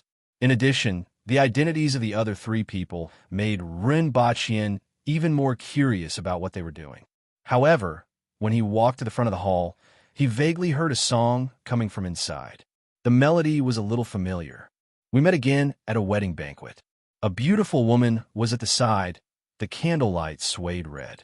The lights were twinkling, reflecting a pair of picturesque faces, like a gentle old dream on a cardamom branch. I don't know the opposite party. Suddenly, my thoughts churned. I see your clothes are still white, but your expression is a little cold. The voice was like the cry of a phoenix, extremely melodious, and lingered in the air. People couldn't help but stop in their tracks to avoid disturbing the person who was singing. It sounds familiar, Rinpoche thought to himself. He slowed down and took a few steps forward before he could see the situation in the hall clearly. He saw that the woman who was sitting with her eyes squinted and whose voice was like the sound of nature was actually Lin Yu.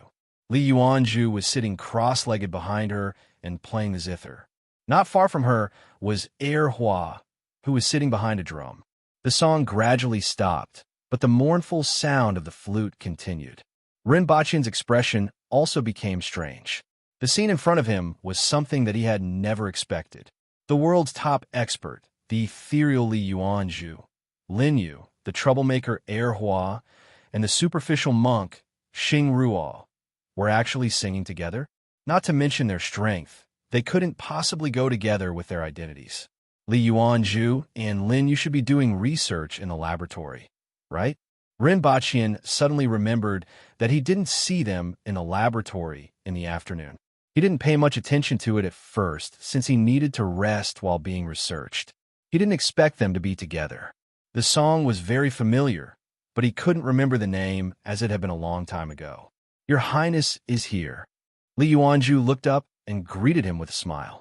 Arhut. Xing Ruo held a bone flute in one hand and put his palms together with the other. He was dressed in white and looked rather ethereal. Lin Yu was still squinting and disconnected from the internet. Hua jumped up from behind the drum and shouted, Father, what's going on? Rinpoche was puzzled. Father, we have formed a band. Sister Lin Yu is the lead singer. Her singing is good, right? Sister Li is the zither player, I'm the drummer, and Monk Xing Ruo is the bone flute and harmonizer. Hua's expression was written all over his face. I'm amazing, right? I'm amazing, right? Why aren't you praising me? If you don't praise me, I'll beat your chest with my little fists. Band. Rinpoche was a little confused. These people were going to form a band together? This didn't seem right. Yes. We're going to form a rock band, but we're still getting used to it. Isn't Sister Lin Yu's singing nice? We will definitely be popular, Hua said cheerfully. Li Yuanju nodded slightly and smiled. Lin Yu continued to disconnect from the internet. Xing Ruo smiled without saying anything and muttered, Amit Ba. Rinpoche looked at the four of them, then at them again, and then again. He had a stomach full of complaints, but didn't know where to start. A Taoist nun, a monk, a princess, a mysterious internet expert, and a rock band. How did these dozens of words come together? Also, the previous chapter was about studying extraterrestrial experts. How did this chapter jump to a rock band? After a while, Rinpoche suddenly slapped his thigh and looked at Li Yuanju with a strange expression. He remembered the name of this song. A Taoist nun friend of mine, do you know the name of this song? Zhenrenli? Poster, share.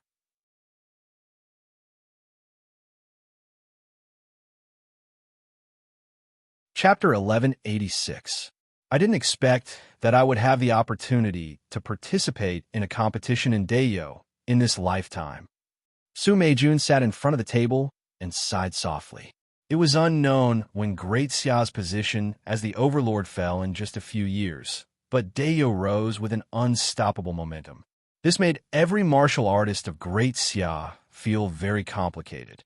Great Xia was clearly the center of the world, but that train is really comfortable, and the trucks are not bad either. They are fast and much more comfortable than horse carriages. Also, their roads are really good. Every year, the imperial court's laborers repair, and many people die. I wonder how many people are buried under such roads, a young girl at the side commented. Dayo's train was very comfortable, Dayo's trucks were very comfortable, and Dayo's roads were very good. But Dayo must have lost a lot of people in buried piles of bones. Those corrupt officials didn't care about human lives at all. In short, their contributions will be remembered for generations to come. Su Meijun concluded. Oh, it's really as evil as you say. An old man at the table beside laughed after listening from the beginning to the end. Oh, what did you say? Su Meijun turned around and saw a stout old man in a silk robe. He was served by a manservant beside him. There are professionals in charge of repairing roads. There are definitely people who die. Birth, aging, illness, and death are inevitable. But there aren't many people who die. It would be too exaggerated to see bones everywhere. There's a group of people who specialize in repairing roads. They know how to do it, what materials to use, what speed to do it, and how to do it safely. After all, they specialize in this, and this is called professionalism. Just like how an ordinary person might injure himself with a knife. If it were the two of you, would it be possible? Similarly, the technicians in the construction team aren't incompetent either. The old man laughed and looked at the two of them as if they were two silly deer. If he wasn't afraid that the other party would draw a knife and chop him, he might have spoken his mind. Indeed, the two of them didn't see the meaning in his eyes. If they did, they would probably draw their knives and chop him. Su Meijun thought about it and felt that what he said made sense. She became curious. Construction team? They specialize in repairing roads and nothing else? Are they supported by the Ministry of Works? Yes and no. Are they from Great Xiao? It might not be the same as the situation in your world. It's a long story to explain in detail. Anyway, they get paid. Although it's a bit tough, it's still better than farming for others. At least they earn more money, the old man said with a smile and gave a simple explanation. Su Meiju nodded and looked down. It was a lively scene. The Yun nation had been conquered by Dayo. Not only were the people living in misery, but it was also a scene of orderly prosperity. Moreover, the commoner's sense of belonging was very strong. The two of them had only said a few words, and someone had already taken the initiative to explain. Senior Marshal Brother, is that the Inata saber? The girl felt bored after listening for a while. She turned her head to look at the street and suddenly exclaimed, he actually came as well. Su Meijuan's eyes narrowed. She turned around and saw a handsome young man with a cold expression in the crowd. He was followed by a few women. What caught people's attention the most was the large saber on his back. The saber was 2 meters long, and the saber itself took up half of it. There were 3 slanted ridges on the back of the saber, which could be used to lock weapons. Seeing this weapon, she knew the identity of the young man. He was the most famous young expert in Great Xia in the past 2 years, Jiang Zhong, the Inata saber. Jiang Zhong seemed to have noticed her gaze. He raised his head and glanced at her. His eyes were empty, as if there was nothing in them. There was no person, no light, and nothing could be reflected in his eyes. His gaze swept past Su Meijuan's face without stopping at all, as if she was just an insignificant person. He's so arrogant. He doesn't even care about Senior Marshal Brother.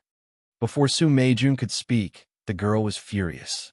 In the next second, the Inata blade Zhong staggered on the ground. He tripped over something and almost fell to the ground, causing the girl's anger to turn into laughter. Serves him right. Su Meijun smiled and shook her head. It's said that the Inata saber practices his saber technique in his mind all the time and doesn't care about anything else. His purity is indeed amazing and enviable. It sounds simple, but how many people can be like him? There are a lot of experts participating this time, but Senior Marshal Brother will definitely be fine. The girl said. The appearance of this Yuan crystal alarmed too many people. Speaking of experts, what kind of experts are we? How many experts were there 10 years ago? Li Fu, Li Yuanzhu, Qi Zixiao, Jiang Zixi, Ma Hongyu, Su Gongso, and the others are experts. It's just that most of the top 100 experts in the world are missing. Their disciples aren't aware of them, and even Qi Zixiao rarely appears.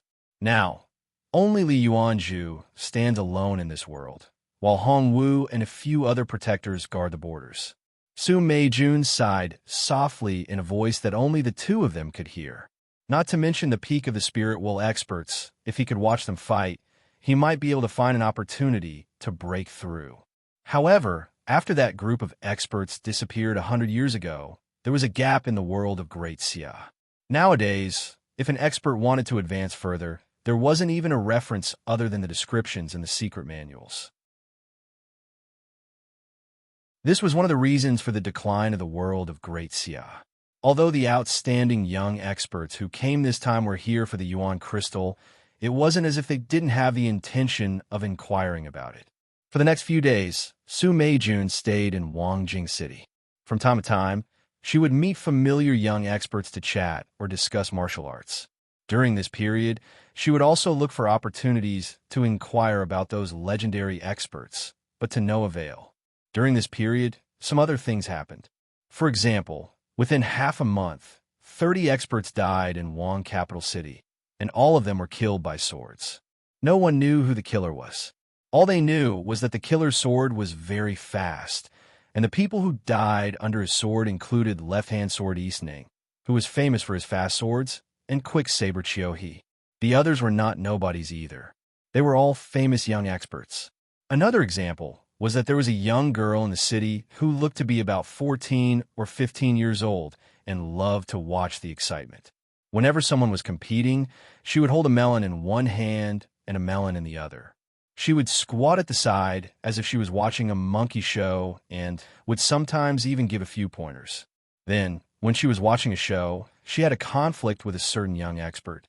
With a few punches and kicks, she pressed that young expert and his group of friends to the ground and even forced them to call her daddy. The other onlookers were immediately shocked. At this moment, everyone knew that she was also a great expert and one who was several stories tall. Oh, killer ghost? Rinpochian chuckled as if he had heard a joke.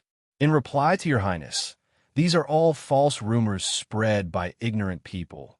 Jin Kunming, the commander of the rearguard commandery, said with a laugh. After laughing, he changed his tone and said, although it's a false rumor, this person's sword is indeed very fast and strong. If we let him continue to cause trouble, it won't be easy to clean up. Everyone is already panicking now. Have you found out his identity? Rinpochian asked. Yes, his name is Li Dai. His origin is unknown, and he's about 20 years old. He's a man of few words and seems to rarely talk to others. He's a little strange when talking to people. He doesn't have any inheritance and seems to have jumped out of the deep mountains and forests. It's suspected that he obtained a secret manual from an ancient tomb. Well, you've done a good job investigating, Rinpochian praised. It's my duty. His strength. He's at the Earth embryo stage, just one step away from entering the path of heaven. Those who died in his hands were also at the Earth embryo stage, but they weren't as fast as his sword.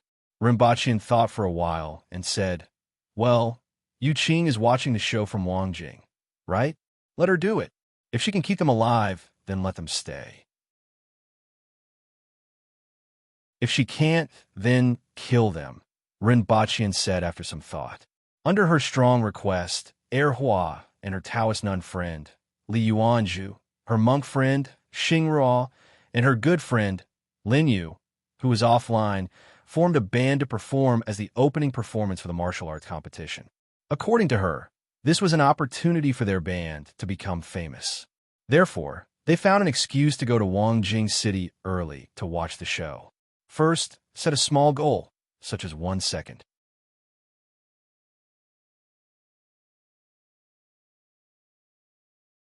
Chapter 1187. That man killer ghost. Kill him? Why? Actually, he's quite fun. Honeysuckle swung her legs as she sat on the window frame. Her mind was filled with the image of the young man who almost bit his tongue after he was knocked into by her on purpose. He was indeed quite fun. Oh, I know. Actually, you don't have to kill him. You just have to beat him into submission, right? Honeysuckle nodded vigorously. I know. Where is he? All right, you guys lead the way. Honeysuckle's body flipped backward and fell down. She spun in the air and landed steadily on the ground. At night in Wangjing, the wind carried the smell of seafood. It mixed with the smell of spices and cosmetics to form a unique smell that made the people of the Yun Nation proud. At least, Honeysuckle felt hungry just by smelling it. Sir, a bowl of wonton, please. Honeysuckle threw down 2 coins and suddenly thought of something. She turned to look at the tall and thin man behind her and asked, "Do you want some?" "No." The man shook his head. "That's why you couldn't get promoted after working in the rearguard commandery for so many years." Honeysuckle looked disgusted. Her tone implied that he deserved to be promoted, which made the man laugh bitterly, especially when the 11-year-old princess said that. It was a little hurtful. "Another bowl. Another bowl." The Pole waited at the side without saying a word, as if he was really a Pole. After finishing 3 bowls of wonton, Honeysuckle felt a little better. The rain also fell like a curtain of pearls. "Your Highness." Someone hurried over from a distance and handed over a transparent plastic umbrella with a flower pattern printed on it. It was a popular model for the past 2 years. "I want oiled paper," Honeysuckle ordered. "Handmade is the best." The person was a little stunned. He didn't know where Her Highness got this theory from. How could handmade things be as exquisite as factory-made things? Handmade has soul. Forget it. You guys don't understand anyway. Honeysuckle waved her hand disinterestedly and stood under the shed of the wonton stall. A few minutes later, she took the paper umbrella over her head and walked on the long street. She remembered the time when she went to Great Xia with her father and mother. The family of 3 walked on the street like this. It was also a paper umbrella. This was one of the few scenes that left a deep impression on her. He let his thoughts wander. The mother Empress came back and stayed for a month before heading south again. She had been beaten 15 times this month, an average of once every 2 days. It hurts so much. She's already such a big girl, yet you still have the heart to beat her? Is he his biological son? Your Highness, that brat has left the inn. It seems like he's going to make a move tonight. Oh, Honeysuckle said casually. Honeysuckle was not in a hurry, and the people who came were not in a hurry either. At most, it would just be 1 or 2 more martial artists dying. The telephone pole was like a moving telephone pole. If he hadn't turned around, he wouldn't have known that someone was following him. Li Dai looked like a shy young man. His appearance was not outstanding, and his clothes were extremely simple, giving off a rustic vibe. But such a young man is the man-killer fiend that has been causing a lot of anxiety in Wangjing recently. At night, Su Meijun was sitting in her room when she suddenly heard the sound of a stone smashing against the window frame. Boo! Su Meijun jumped out of the window and saw a figure standing on top of the wall. He was wearing a green robe, and his hair was simply tied behind his head. He held a sword in his hand, or more accurately, a sharpened piece of iron. It was so simple that it couldn't be any simpler. There wasn't even a blade, only a rope tied around the end of the sword. I heard said, sword technique is very good." A slightly shy person spat out each word with a slight stutter. Draw your sword. You die. I live." Su Meijun originally thought it was a young martial artist who came to ask for advice. After all, the other party made it hard for people to raise their guard. But as soon as he heard this, his expression changed. "Man, killer fiend, draw your sword," Li Dai repeated. Su Meijun's expression changed a few times. As a confident martial artist, he naturally wouldn't think that he was weaker than others. But of the people who died under the hands of the man-killer fiend, he was very familiar with 2 of them, and they weren't any weaker than him. You don't draw your sword? I'll... Li Dai didn't know if it took too much effort to speak, but halfway through his sentence, he simply clasped his hands and bowed. A sword light flashed. Such a fast sword, such a fast movement technique. Su Meijun only had enough time to think this. He instinctively unsheathed his sword and used his well-practiced sword technique. Ding! Su Meijun felt a weight on his hand, but the opponent's strength wasn't that great. But in the next second, a sword light drew a semicircle and slashed towards his neck. Soundless and colorless, Su Meijun twisted the sword in his hand and stabbed towards the opponent's chest without a sound. His first move was an ultimate technique. When the sword is drawn, it uses opposite forces and the sound of breaking air to cancel each other out. Unknowingly, the opponent has already been stabbed. It can kill the opponent soundless and colorless, hence its name. Especially in a night battle, its power is even greater. Often, the opponent doesn't even notice when the sword has already arrived. But the sword in Li Dai's hand was even faster. It spun in the air and flicked the rainwater towards Su Meijun's face. Not good. Just as Su Meijun had this thought, the rainwater was already in front of him. He could only wave his sleeves to block it and quickly retreat. If this rainwater hit his face, he might become unrecognizable and even affect his eyes. But as he blocked the rainwater, Su Meijun felt a pain in his chest. It's faster than the sword just now. Su Meijun suddenly realized. When Li Dai attacked, there was a ruthlessness that was the complete opposite of his usual shyness. His eyes were full of focus and devotion. One sword left a 3-inch long wound on Su Meijun's chest. The next sword went straight for Su Meijun's neck. It was almost like a shadow, not giving Su Meijun any chance to escape. Su Meijun blocked 2 more swords in a rather awkward manner. Seeing that the third sword was already in front of her, she couldn't dodge it anymore. She cried in her heart, "It's over." She couldn't understand why her opponent was so strong when they were both at the peak of the Earth embryo stage. But at this moment, a red, straight, 7-inch long, oddly shaped hidden weapon flew towards her with a sound of breaking air. Taking advantage of the time, when Li Dai cut off the hidden weapon, Su Meijun rolled backwards in an extremely awkward manner and dodged this fatal sword. Both of them looked in the direction where the brick came from and saw a girl in blue holding an umbrella on the wall. She was sitting there, swinging her legs. She extended her other hand to the side, and a tall, thin man handed her a red hidden weapon. Not far away, another man in black was tearing down the wall. He broke it into pieces and placed them next to the tall, thin man. One was tearing down the wall, and the other was handing bricks. The scene looked quite harmonious. It's you.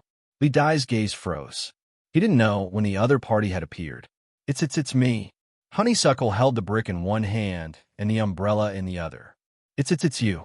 Li Dai's gaze froze. He didn't know when the other party had appeared. It's me. Honeysuckle held the brick in one hand and the umbrella in the other. I want to stop you. Honeysuckle seemed to think it was very funny. He mimicked Li Dai's words, making his face flush. A sword light cut across the night sky. Li Dai didn't have any protective feelings for the fair sex. Honeysuckle seemed to be startled, and his body fell backward. In the next second, the whole wall flew into the air. While still in the air, it turned into countless bricks and pieces of cement, smashing toward Li Dai's face.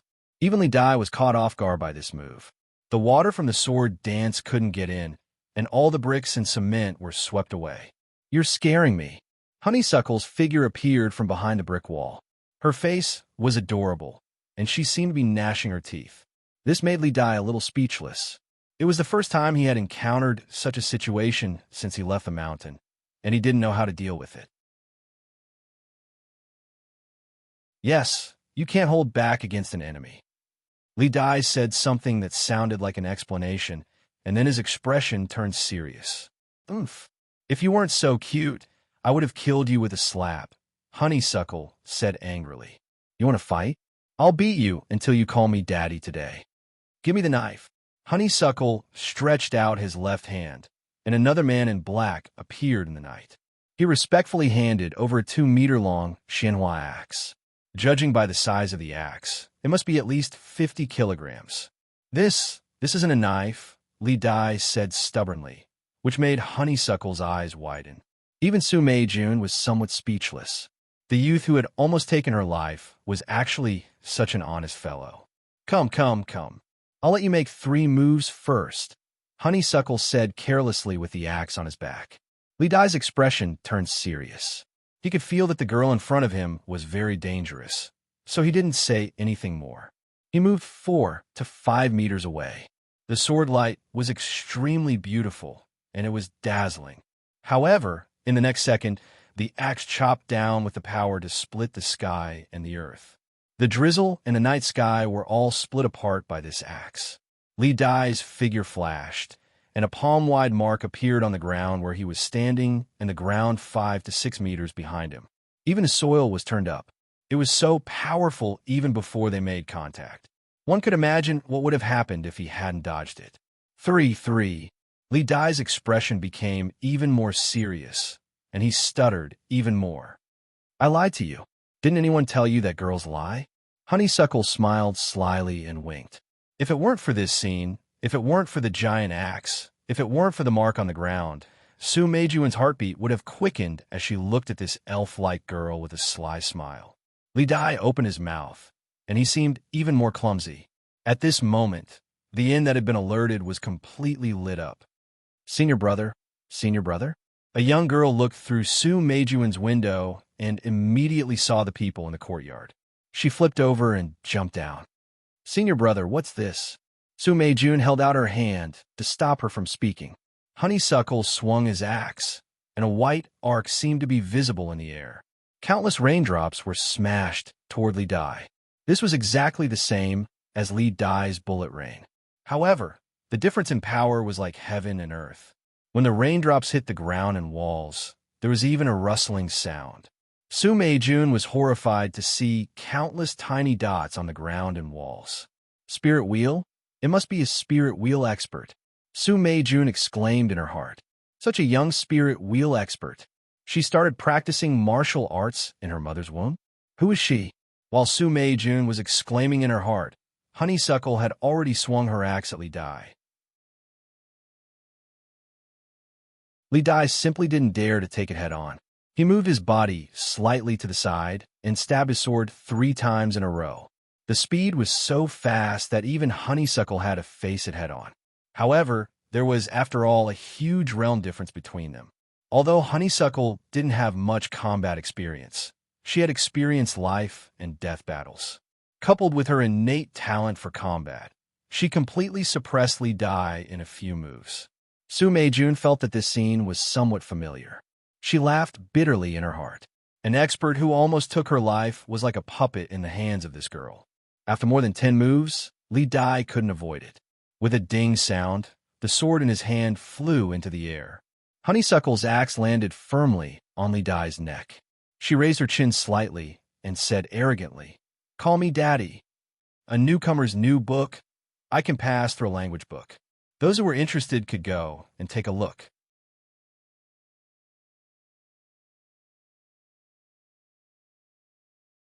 Chapter 1188. Li Dai didn't call him father after all. Honeysuckle didn't make things difficult for him. He threw the Xian flower axe aside, sending the person who caught it flying a few meters away.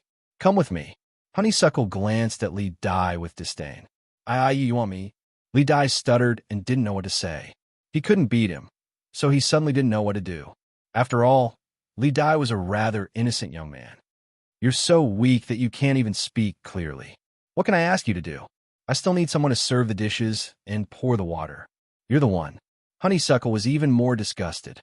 Although he said that, Honeysuckle still felt that this child was quite fun. Simple, reserved, and stuttering.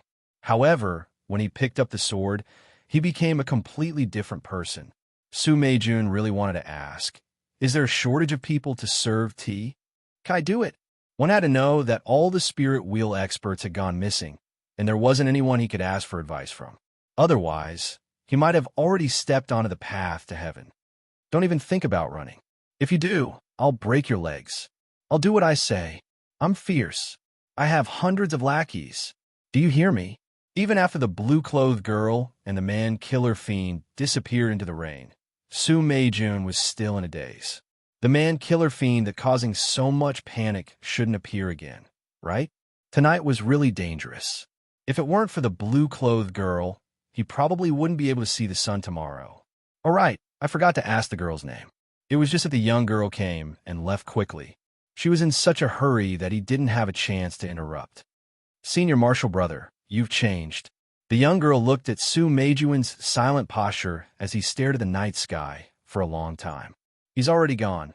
Why are you still looking? Don't talk nonsense. He's an expert." Su Meijun waved her hand. "Is it a woman?" "Yes, beautiful, right? It seems like he's already gone. Are you still watching?" Su Meijun pursed her lips and felt a headache coming on. "Forget it. Let's go back. By the way, who is that person?" The junior marshal's sister had just remembered that there was another person. "Man-killer fiend." "Who? Man-killer fiends?" The junior sister suddenly raised her voice. "I almost couldn't see the sun for a while. It's raining. There won't be any sun in a while. Be serious. Su Meijun didn't know whether to laugh or cry. The man killer fiends came for senior brother. The girl was a bit scared. That's why I almost couldn't see the sun for a while. There won't be any sun in a while. It's going to rain, senior marshal brother. Junior marshal's sister emphasized again. Su Meijun was speechless. She looked at her junior sister, who was so honest that she had a heart attack, and then thought of that sly girl. This was reality. For the next few days, Su Meijun would occasionally stroll around the city. Only then did she find out that another martial artist was attacked that night. The man-killer fiend incident was still causing a lot of anxiety. Fortunately, through Su Meijun, the news of the man-killer fiend's capture also spread, as well as a young girl in a blue dress who liked to eat melon seeds. Su Meijun didn't even care about the martial arts competition anymore. He wasn't even a match for a man-killer fiend. The world was so big, and there might be many unknown experts.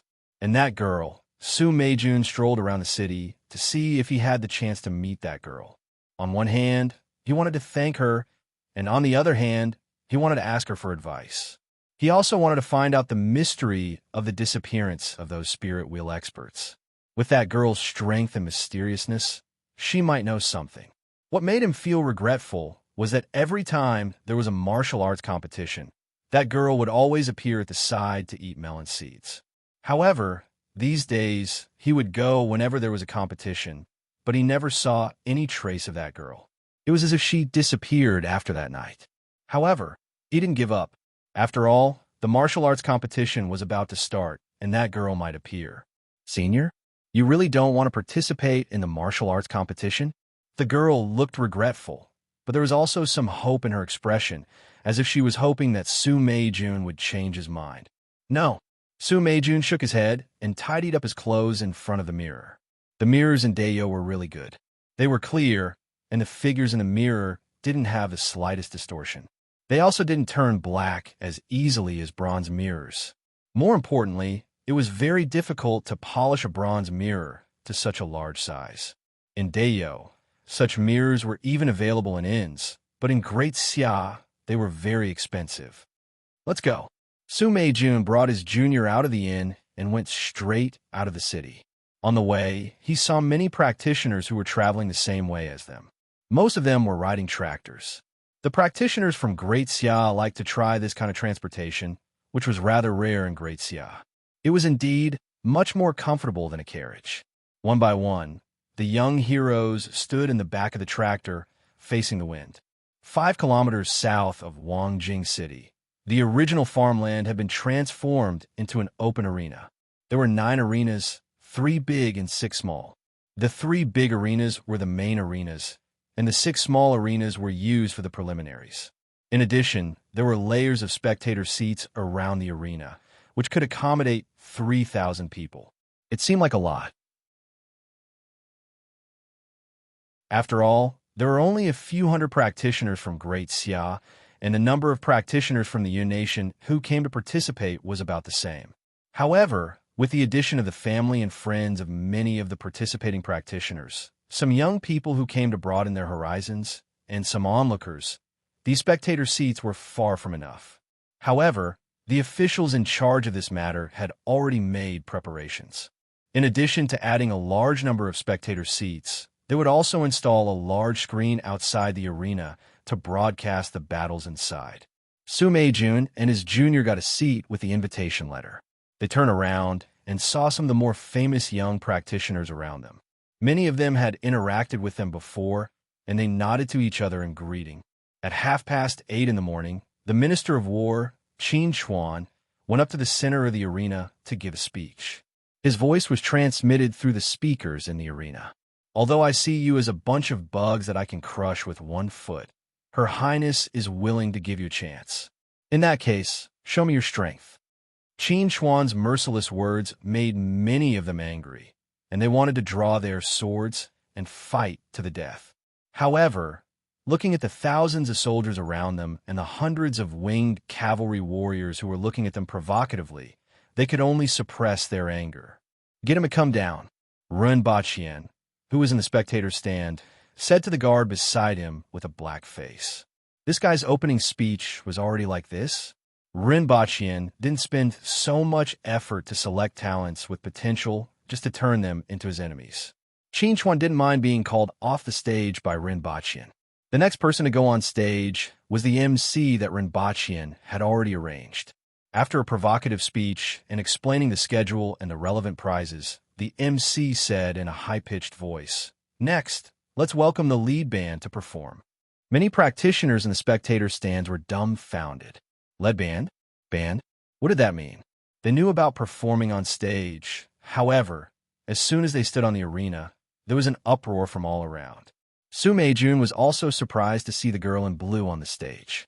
Although she had expected her to appear here, she didn't expect her to appear in such a capacity. What was even more surprising was the identities of the other people. Li Yuanzhu and Lin Yu. Many people knew who these two people were. They were the two most powerful people in the martial arts world and were extremely beautiful. No one would have thought that such people would actually perform on stage. It was simply unbelievable. Many people recalled the rumors that Li Yuanzhu was related to Dayo, and from the looks of it, it seemed to be true. In addition to Li Yuanzhu, Lin Yu, and the girl in blue, there were two other men. One of them was bald, and the other made Su Meijun's pupil shrink. It was the man-killer ghost. The man-killer ghost looked embarrassed and at a loss as he waited for Hua and the others to adjust their instruments. Hua played the drums, Li Yuanzhu played the zither, Lin Yu played the flute, and Xingruo played the bone flute. When the messy music gradually became unified and formed a melody, Hua whispered, "Don't mess it up, or I'll beat you to death." When the drum beats seemed to beat on everyone's hearts, the man-killer ghost closed his eyes, gritted his teeth, and roared as if he had used all his strength. The great river flows eastward. The stars in the sky join the Big Dipper. He actually didn't stutter. Hua nodded gently as a form of praise. Not bad. He had performed well after practicing for the past 2 days. Lin Yu and Xingruo couldn't sing this song so boldly. In the end, they managed to catch the man-killer ghost. Surprisingly, he didn't stutter as badly when he sang as when he spoke. After a week of passive resistance from Li Dai, Hua suppressed him with force, and threatening to strip him naked and hang him in front of his house, he finally finished practicing this song. Outside the stage, Rinpoche almost vomited blood in his private room. Hua had prepared for this opening for a long time. F***CK. He turned to look at the others nearby and found that they were listening with great interest, especially that old fool, Qin Chuan. Although this song was a little strange, it was still quite to his liking. In fact, this song was quite good to the ears of many martial artists, and it even diluted their shock at Li Yuanzhu's appearance on stage in this situation.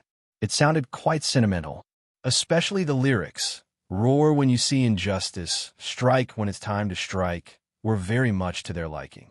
Many people felt that this song was what they were thinking. After a few minutes, the song ended, and the man-killer ghost jumped off the stage as if he was running for his life. Hua ignored him with a grin, took the microphone, and said, "Next, I present the song Tears Behind Prison Bars to everyone sitting here." Rinpoche was speechless. Listening to the familiar melody, Rinpoche was shocked. However, after thinking about it carefully, this song was really King appropriate.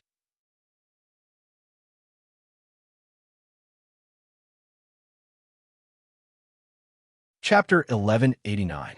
The song, Tears Behind Prison Bars, made many martial artists hold their swords in their hands and look around in confusion. Who am I? Where am I? What am I doing? The lead band became famous with a single song. Many people wanted to curse at him. If it wasn't for the sake of the two seniors, Li Yuanzhu and Lin Yu, if it wasn't for the fact that they couldn't defeat him, at noon, Su Meijun heard about the girl's identity from others. The princess of Dayo, Qi Yuqing. After all, some of the families and chambers of commerce in the Yun Nation would go to the imperial capital from time to time. Many people had seen this princess who liked to drink at the Shanhui house. The identity of Hua spread from those people to the martial artists of the Yun Nation and finally reached the ears of the martial artists of Great Xia. This made many martial artists feel the malice of the imperial court. Su Meijun was surprised to hear the news. What surprised him even more was that she was only 11 years old. Su Meijun suddenly felt a little fearful and a heavy sense of guilt when she thought about the other party's age a few days ago. After debating for an hour whether or not she was a pervert, Su Meijun went to the martial arts competition organizing team. I was delayed due to some matters. Is it too late to register now? This is my invitation letter. Those who have an invitation letter can enter the seated group, but you definitely can't enter now. You'll have to fight from the preliminary round. If you agree, there's still an empty spot. The organizing team could be said to be the people who understood His Highness's thoughts the best. In the face of such a famous martial artist, they also adhered to the spirit of special treatment and gave him a way out. Then let's start from the preliminary round. Su Meijun made a prompt decision. Senior brother, didn't you say that you wouldn't participate? I changed my mind, Su Meijun said. After knowing the girl's identity, he felt that it would be very difficult to get in touch with her and ask her questions. However, if he obtained a good ranking in the martial arts conference, he might have a chance to get in touch with her. Father, did I sing well? Hua scurried in front of Rinpochian and used the word scurried at lightning speed. Did you sing it? Rinpochian chuckled. I was the one who formed the band, so of course I get the credit, Honeysuckle grumbled. Not bad. Rinpochian nodded slightly and changed his tone. You've been out long enough. Come back with me? I want to stay for a few more days to see how they fight. Besides, this is also a chance to learn from others, isn't it? Honeysuckle quickly found an excuse. It's up to you, but you can't delay your homework. I've already brought your homework and exam papers. Find a time to finish them and have someone send them back. Rinpochian gave the imperial bodyguard a look, and the imperial bodyguard immediately understood what he meant. He took out over 50 kilograms of homework and test papers and slammed them on the table. Honeysuckle felt his heart shatter. He wasn't her biological son, definitely not. Do you want me to go back with you? Honeysuckle asked. The homework can be reduced by half. Rinpochian had a look of approval on his face. Forget it. If I die, then I die. I'm not going back. Honeysuckle shouted and disappeared without a trace. You stay here and remember to watch the princess finish her task.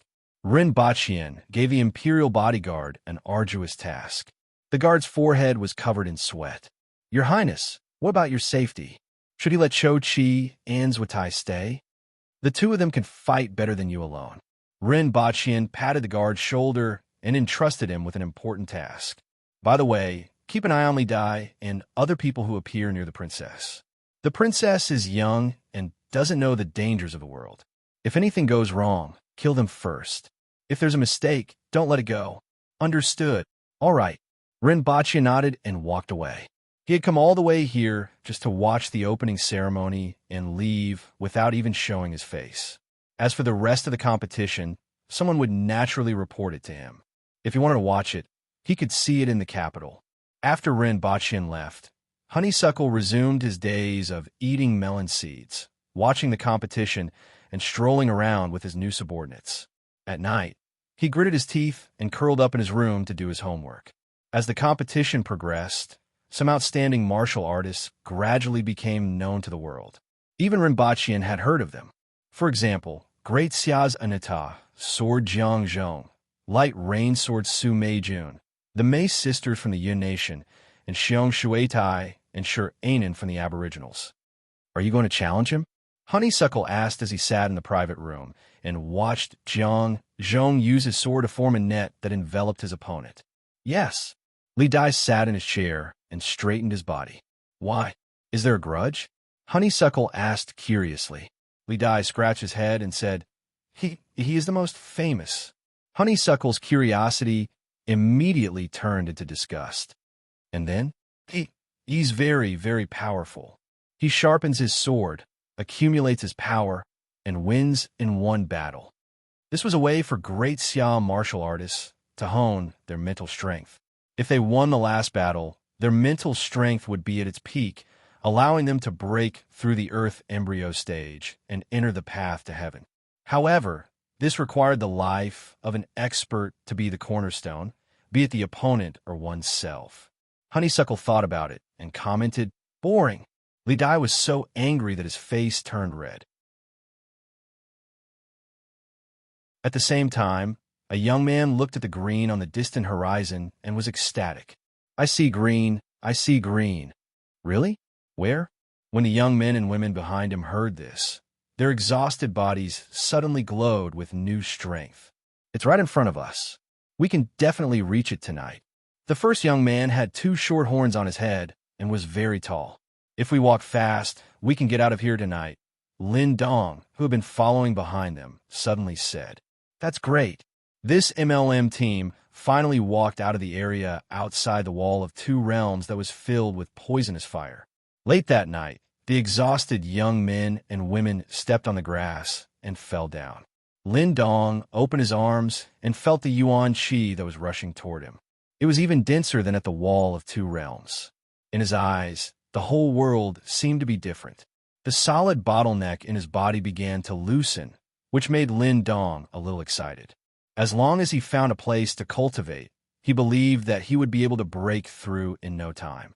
"Leader, this place," Su Jiaojia, who had been standing behind Lin Dong, was pleasantly surprised.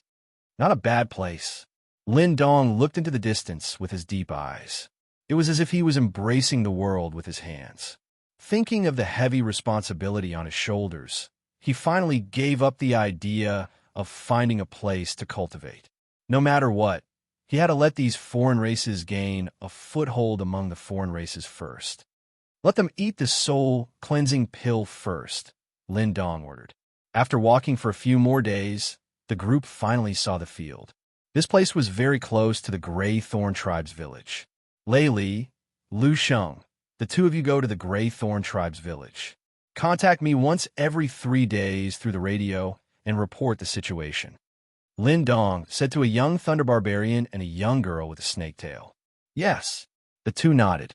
"Whether it is you or them, you are all the children of the Ajati matriarch. You must let them know the Ajati matriarch's real name. No matter what, do not clash with them. They're just ignorant and do not know the great existence. The reason why I want you to go is to let them understand these principles." "Understood," the 2 said loudly, their eyes filled with fervor. "Go." Lin Dong nodded and led the rest of the group to go their separate ways. They still had to go to other places. The 6 of them could first gain a foothold in 3 foreign races' villages. Then, with these 3 foreign races' villages as the starting point, they would continue to spread southward. A day later, the short Gray Thorn Tribe's village panicked. They looked at the 2 higher races' arrival with trepidation, even if they were 2 young men. "I wonder what the 2 of you want us to do here?" The village head of the Gray Thorn Tribe had a suspicious look on his face. This wasn't the territory of the Thunder Tribe or the Serpent Tribe. If he hadn't been to Stainless City before, he wouldn't have been able to recognize these 2 upper races. "It's okay, don't panic. We're here to help you." Lu Sheng smiled. "Do you know Amway?" "No, the Ajati matriarch." "Miao Shu House."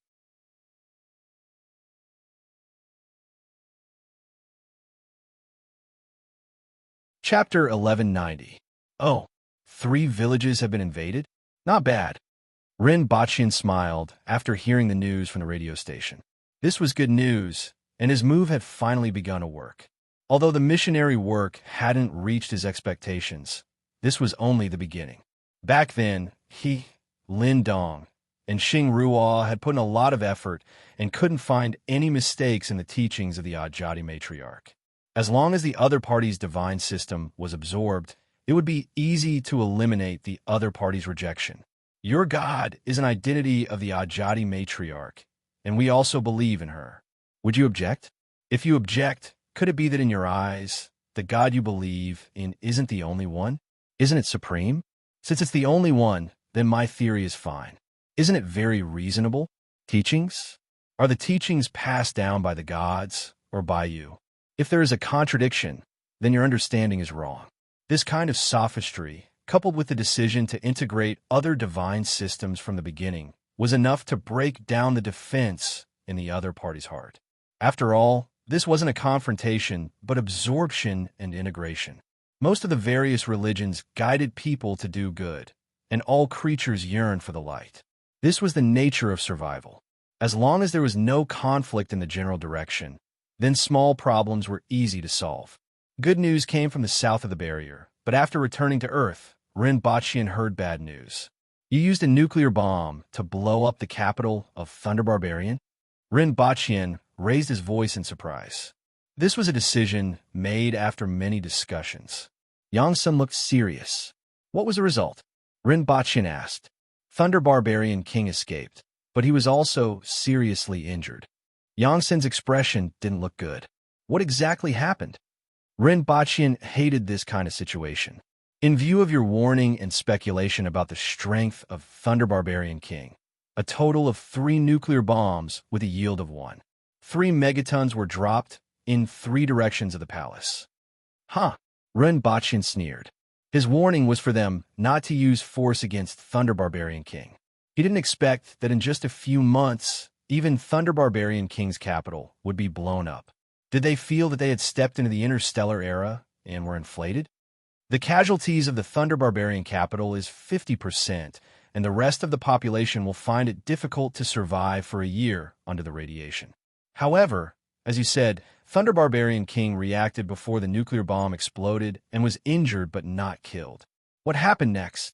Rinpoche believed that something else must have happened. Otherwise, Yang-sun wouldn't have come looking for him.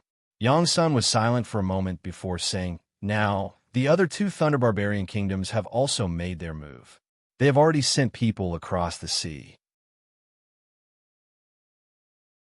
Don't tell me that's why you're here. Thunder Barbarian King only had 3 people. Even if they found a forward operating base, they could just change to another one. They can't possibly plant flags all over the planet, Rinpoche replied casually. He was wondering what else Yang-sun had not said. From the beginning until now, he had probably been talking nonsense. Thunder Barbarian King was seriously injured? It was probably just a light injury. At the very least, he would be able to jump around with his injuries. Although the forward operating base was valuable, it was not worth fighting with 3 Thunder Barbarian Kings. As long as he avoided these 3 Thunder Barbarian Kings and a few Thunder Barbarian experts, the others would not be too difficult to deal with. An expert like the Thunder Barbarian King had already undergone a qualitative change and was no longer an ordinary creature. I wonder if you have any way to help us capture the Thunder Barbarian King? If there is such a living specimen, I believe that we will have a huge harvest, and the nation will also give you a huge. Yang-sun finally revealed his true intentions. However, before he could finish his sentence, the screen went black. Rinpoche expressionlessly turned off the communication device with a hint of anger in his eyes. Capture? How to capture? Even a nuclear bomb couldn't do anything. What were those people planning? To let the Empress fight to the death. There was no other possibility. After all, in their eyes, the Empress was a powerful being that no longer belonged to humans. They had overestimated the Empress. They had overestimated themselves. Not to mention whether they could defeat them. Even if they could, they would not go to such a distant galaxy to fight to the death for them. Rinpoche sat on the sofa without saying a word. His eyes were gloomy. He hadn't been this angry in a long time. After a while, he contacted Ren Wanyin and said, "Wanyin, help me find out who is targeting your sister-in-law. In addition, send me the details of what happened in the 4-leaf clover planet." Something happened? Ren Wanyin's expression turned solemn. "Is someone crazy?" he asked. One had to know that the Empress's strength was well known among the higher-ups of various countries on Earth. Someone actually dared to target her. Was he crazy? You investigate first. Rinpoche waved his hand and didn't want to say more. Rinpoche believed that someone would be willing to leak the news to him. After hanging up, Rinpoche pondered again and felt that this matter wasn't as simple as someone targeting her. There might also be an intention to probe. Rinpoche rubbed his forehead and gradually fell into deep thought. What else was behind the probing? Rinpoche didn't like to deal with people who played politics because of this. It was tiring. Behind every intention, there might be another 10 or 8 circles. They wouldn't show their fangs if they didn't make you dizzy. Rin Bachien felt that in terms of brains, he would never be able to match them in this lifetime. Fortunately, his fists were bigger than theirs. Things went as he expected. 3 hours later, Rin Wanyan sent a request to contact him. Citigroup. I convinced a few people to push for it. This might include some exchanges, and it would be difficult for that person to stop it directly, Rin Wanyan said, and then mentioned a few more names. Who gave you the information? Rin Bachien suddenly asked. That man's secretary. Rin Bachien rubbed his forehead. He couldn't be bothered to guess whether that person wasn't in a good position to stop him or if he was just taking advantage of the situation. No matter what they thought, as long as his fist was big enough and as long as humans had not completely left Earth, it would not affect him much. As for those few people, it's not easy to move either. Not only them, but even the white flag was not easy to deal with. After all, this was a private matter that could not be brought to the table. Moreover, all the countries were working together to play landlord. How could he drag someone off the table and beat him up? After thinking about it, he came up with an idea. Remove the flag from the dojo. Since you're making trouble for me, I'll make trouble for you. If they threw a bunch of Earthwheel experts into the United States, they would have a headache and would have to bring 2 more bodyguards with them every day. In particular, after the uproar caused by the Empress, the United States was full of vigilance against strong practitioners. On the other hand, there was another kind of fanaticism among the people. Talented youths were recruited into the dojo. After entering the dojo, they would need to earn contribution points to learn higher-level martial arts. Over time, these people would become the blades of the dojo. Talented youths were recruited into the dojo. After entering the dojo, they would need to earn contribution points to learn higher-level martial arts. Over time, these people would become the blades of the dojo.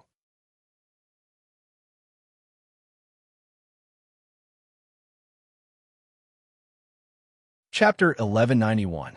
The registration of the company was rejected? I heard that every state in the United States is different. Not every state? Why? Everyone's visas were rejected. Rin Bachien threw the communication device with an indignant look on his face. I crossed the ocean to open a martial arts center to boost your economy. Why are you acting like you're guarding against me? Someone, curator, arranged for 50 winged cavalry warriors to come. Rin Bachien got up. When he went downstairs, the 50 winged cavalry warriors were already waiting for him. They weighed more than 150 kilograms, had fierce faces, and scars all over their bodies. They were the kind of people who would go unnoticed wherever they went. Many of the winged cavalry warriors looked at each other and immediately understood what was going on. Curator, who are we going to beat? You said to twist their heads off, but I'm sure I won't beat the sh*t out of them. Actually, it's not interesting to twist their heads off. It's more interesting to beat their brains out. Sigh, brain juice is sweet. Who knows? Let me tell you, this is a cold knowledge. The scene changed from the smell of brains to a battle between salty and sweet factions. These messy words immediately made the faces of the Messier 87 personnel turn green. This is brain juice, not tofu pudding, brothers. Also, what are they going to do? 50 Earthwheel experts with extremely violent tendencies wanted to fight a war? Get in the car and go. Rin Bachien sat in the car in middle and soon received a communication request from Yang Sr. What are you going to do? Yang Sen was livid. Sir, can you not cause trouble? Can't you tell me who provoked you? Don't worry, I'm just going to ask why they didn't apply for visas for my staff. Rin Bachien looked calm at this time. However, it would be strange if Yang Sen could be at ease. 20 flying cars that had just gotten their flight permits went straight to Shanghai. After arriving in the suburbs, it took them another 2 hours to arrive at the Consulate General due to the damn traffic. By the time they arrived, the Consulate General was already facing a formidable enemy, and the roads on both sides had been sealed. Curator, who are we going to beat up? Or kill them all? The 50 bald men got out of the car and began to loosen up their muscles with fierce looks in their eyes. Beat, beat, beat. We are here to consult, Rin Bachien scolded. Sir, what do you want? I asked. Why didn't you give us visas? Are you not giving them money, or are you discriminating against them for being ugly? Rin Bachien grinned and squinted at the row of military officials and guards at the entrance of the consulate. as well as the people from the Armed Forces Command not far away. Rinpoche saw 3 Earth Wheel experts from the Armed Forces Command standing at the back of the crowd, looking like onlookers. There are rules for applying for entry visas.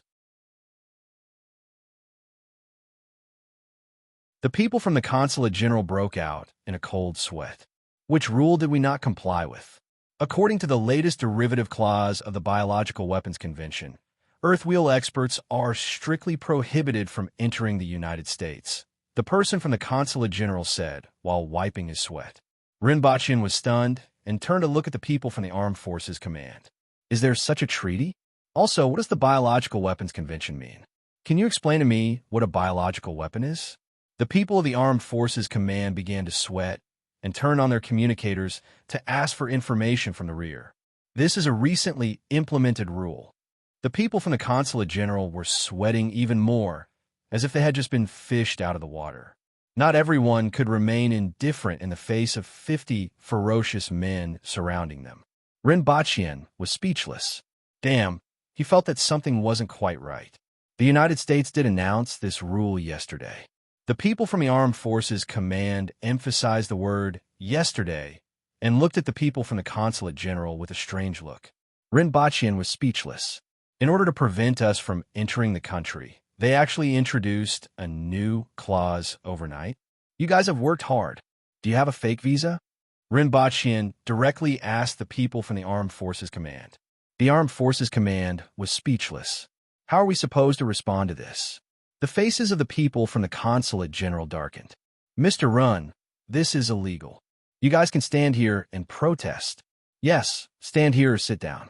Whatever you like. Rinpoche pointed to the line in front of the people from the Consulate General. There's no need to stand too close together. Why are you standing so sparsely? You can even squeeze through a dog. Protest? I can protest in our territory, right? Rinpoche casually said. Even if someone said no, he wasn't going to listen.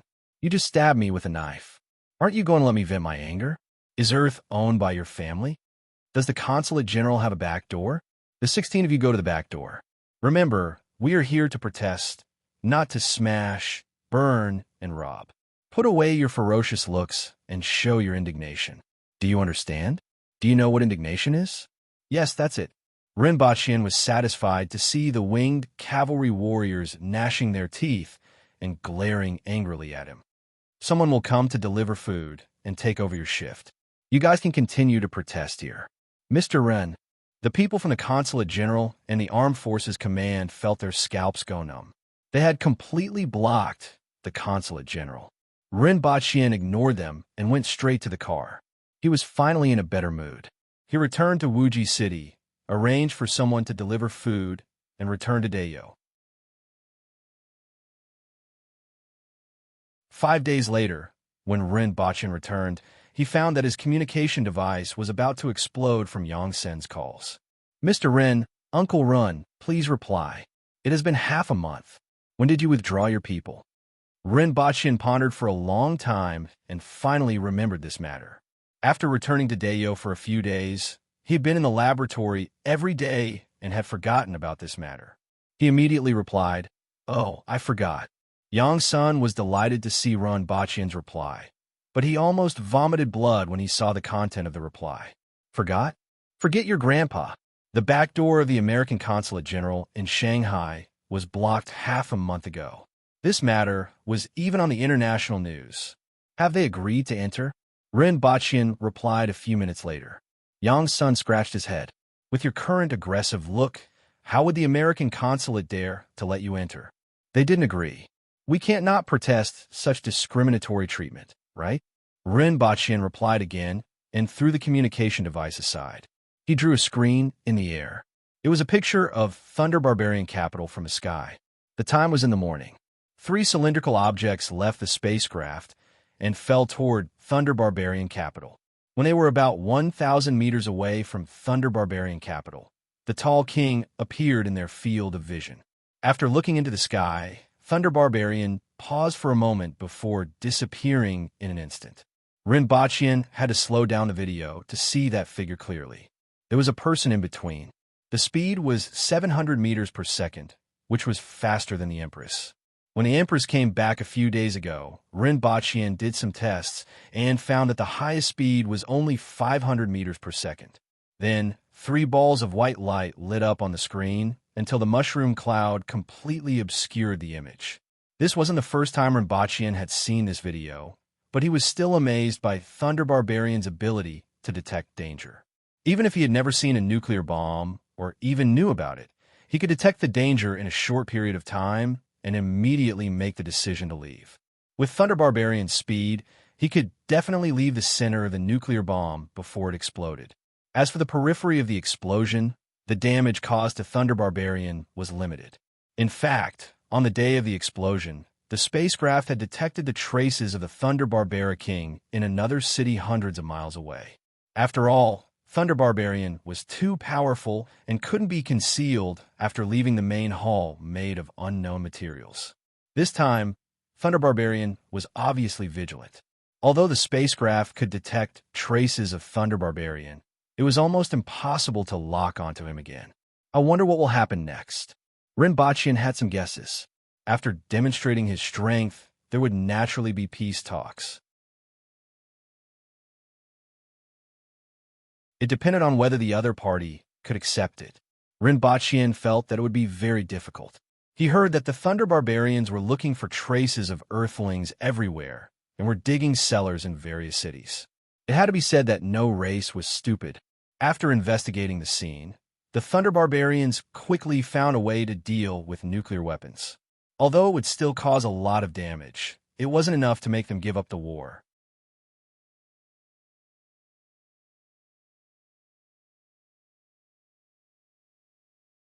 Chapter 1192. Rinpochian did what he had to do next. Occasionally, he checked the news on the internet and saw the group of burly men from his martial arts center, even though they didn't show their faces. The winged cavalry warriors and disciples above the earth wheel level took turns in the martial arts center. Dozens of them stood there with signs of protest, and even a dog couldn't get in. If it weren't for the delivery drones, a few of them would have starved to death. What made him feel the most helpless was that the United States didn't even care about their reputation. Other than occasionally protesting in the country, they didn't care about anything else. In the end, they simply announced that the consulate would be renovated. In any case, if I don't care about my reputation, don't even think about coming over. In the end, someone joked, if others don't invite you in, you can't just barge in with a knife. Now that you've made a fuss, your face is in the mud. After protesting at the consulate for a month, Rinpochian took the opportunity to withdraw his men. The consulate was renovated for another 2 months before it reopened. In any case, no one knew where it was being renovated. He just heard that the consul had returned to recuperate due to heart problems. The 3-month martial arts conference in Wangjing was also coming to an end. The most popular item during this period of time was probably the high-tensile anti-cutting underwear. After this item was advertised during the martial arts conference, it sold like crazy, especially after a few wretched fighters who specialized in attacking the bottom 3 advanced. No one wanted to make a single mistake in the arena.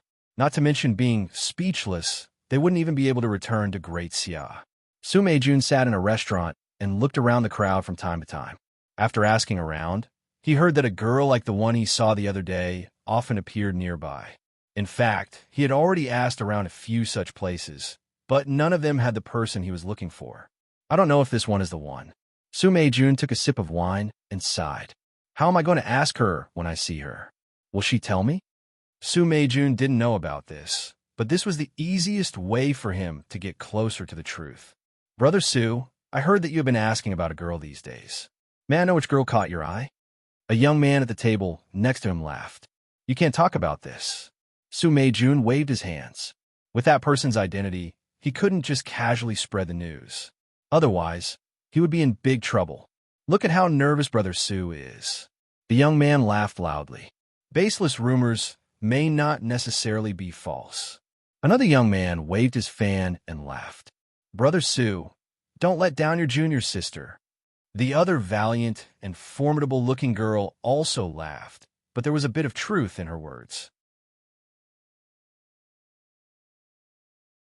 Junior sister Su Mei-jun was almost hanging on his body.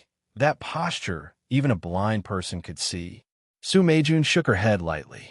She couldn't explain it clearly to them. After sitting for a long time and seeing that the sky had darkened, Su Mei-jun still did not see the person she was looking for. She shook her head slightly. It seemed like she had made a wasted trip again. Just as he stood up and was about to leave, he glanced outside and froze. Ecstasy surged from the bottom of his heart. It was her. Even if he got the wrong girl, the man-killer fiend behind her, even if it's turned to ash, he'll still recognize it.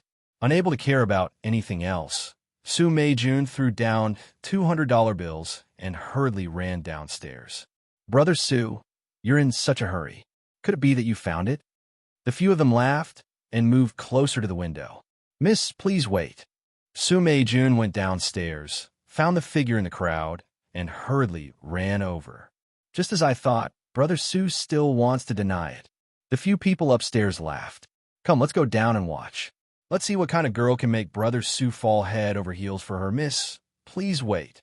Su Mei-jun saw that Tu Hua was ignoring her and hurriedly called out again. Just as she was about to step behind Tu Hua, she was stopped by someone. It's you? Li Dai raised his eyebrows. I didn't think you'd still remember me. Su Mei-jun laughed at herself. Not dead. Died under my sword. Remember, Li Dai said seriously. In reality, she was the only one.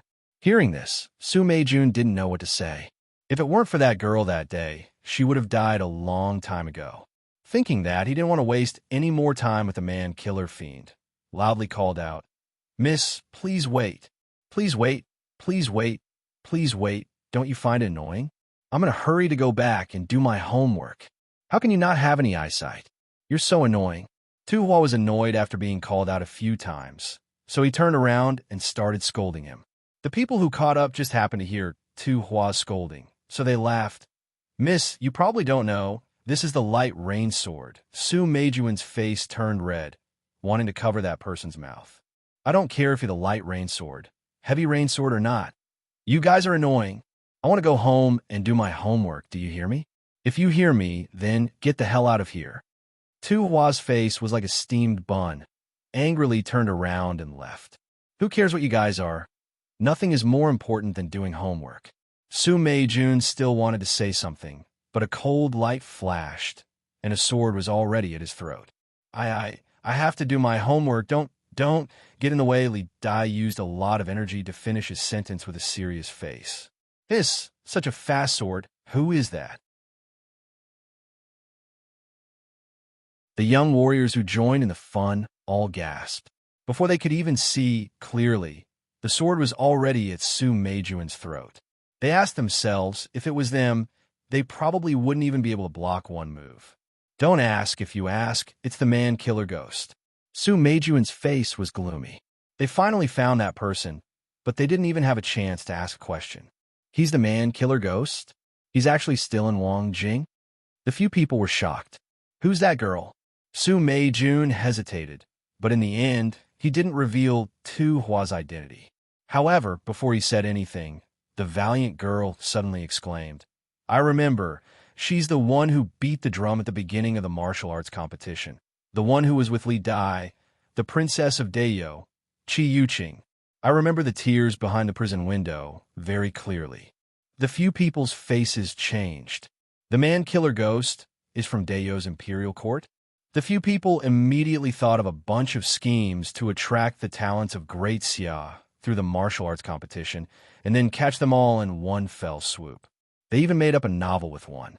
3 million words. It's not like that. The man-killer ghost isn't from Dayo's imperial court.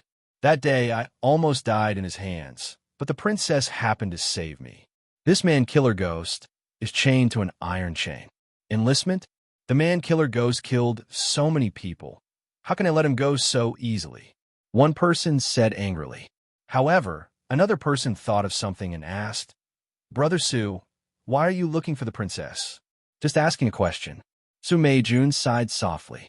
It seems that this princess isn't easy to deal with, that person said. Su Mei-jun thought for a while. Indeed, she wasn't easy to deal with. However, it seemed that the princess was really anxious now But what was she anxious about? From what she said, was she going back to do her homework? What was homework? A series of cultivation methods appeared in Su Meijun's mind. Finally, she sighed faintly and said, although she's noble and has a high appetite, she's so self-disciplined and hardworking. No wonder she has such strength at such a young age. What strength? Someone asked curiously. Is that princess an expert? According to their classification, she should be a cardinal heaven expert, which is also a spirit wheel expert. Su Meijun said. That princess is only 14 or 15 years old, right? It's terrifying to have such a level of cultivation at such a young age. The person who asked earlier wasn't very well informed and was quite shocked after hearing this. You guys are thinking too much. She was born an earth wheel expert, and she's only 11 years old now. Someone instantly explained. Really? Just ask anyone and you guys will know. It was quite a sensational event back then. Speaking of which, you guys have been in Wangjing for so long, but you guys haven't even heard of this. Everyone fell silent after hearing this. She was born Earthwheel expert, but they trained so hard. What was the point of it? They couldn't compare. They couldn't compare. Actually, you can say that she's 13 years old. She stayed in her mother's womb for more than 2 years than others.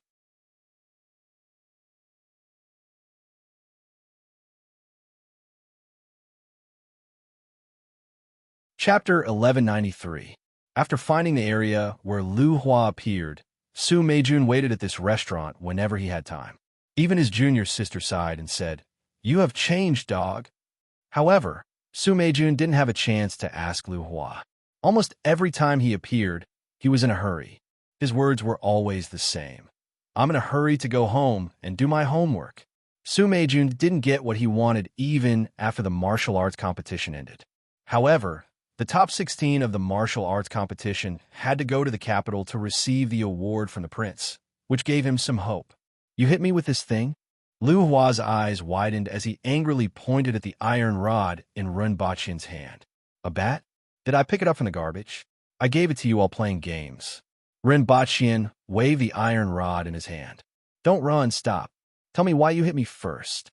Lu Hua wasn't stupid and ran very fast. "You still have the cheek to ask?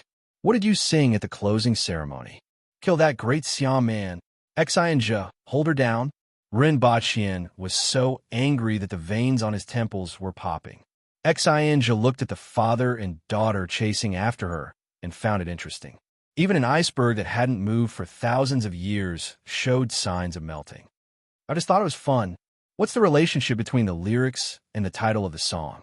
You actually hit me with that thing over such a trivial matter?" Lu Hua felt wronged as he climbed over the wall and ran away from home. Ren Baqian threw the iron rod on the ground and was so angry at Lu Hua that his liver was in pain. He had spent so much effort to organize the martial arts competition and recruit talent from all over the world, but Lu Hua's tears behind prison bars and kill that great Xiao man had ruined everything. "Your Highness, would you like some tea?" Xianja asked leisurely.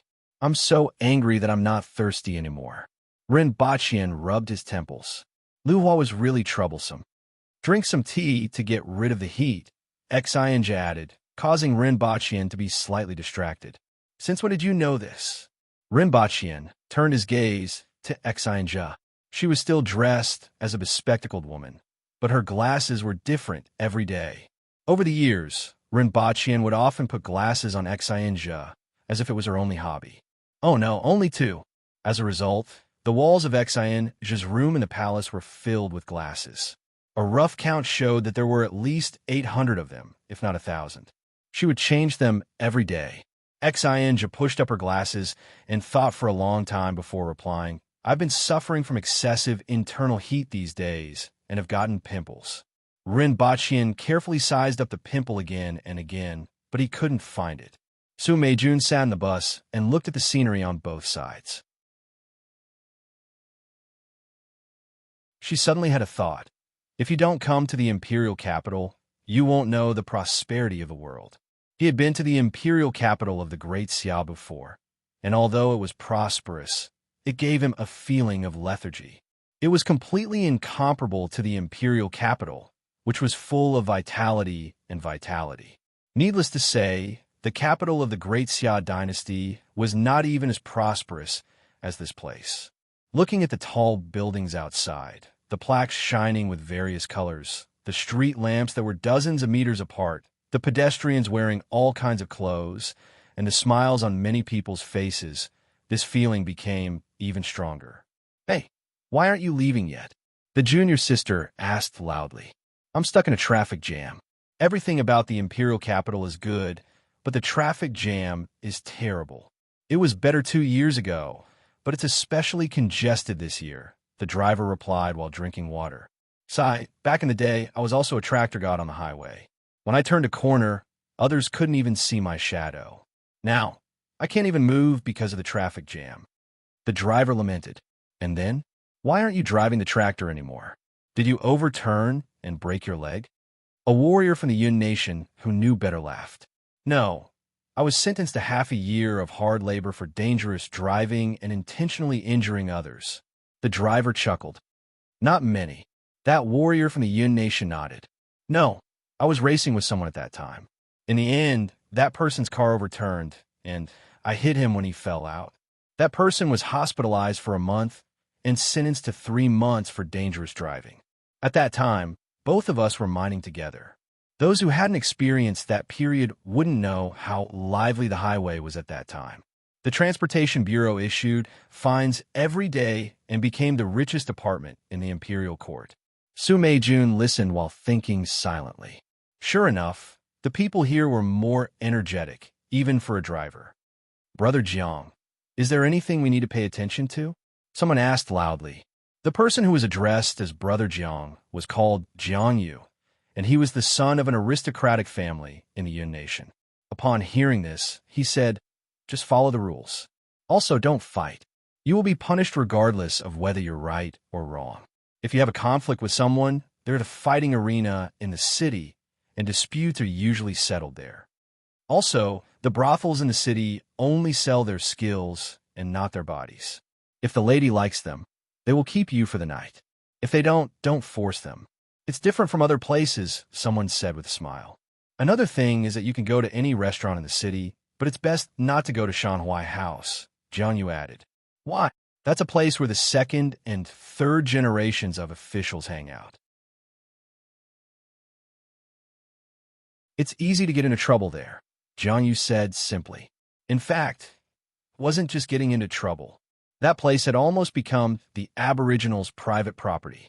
Other than the Aboriginals, only a few people went in and out without trouble. The others would inevitably encounter provocations and trouble. Su Meijun's heart skipped a beat when she heard this. After settling down at night, Su Meijun inquired about the location of Shanhui House. She might be able to get some information there. When she arrived at the entrance, she heard a lot of people laughing inside. Their voices could even be heard on the street. Then, she heard a young girl's voice. "Is anyone treating me to a drink? I ran away from home and didn't bring any money with me." "Huh, the princess ran away from home again. Is it because she didn't finish her homework or because she failed an exam?" Many people smiled. If the princess ran away from home in other places, it would be a big deal. But here, it was a common occurrence. They were used to it and delighted to see it. Su Meijun stepped into the restaurant. "It's my treat." As soon as she said this, the restaurant quieted down. One by one, burly men or valiant young girls looked over with unfriendly expressions.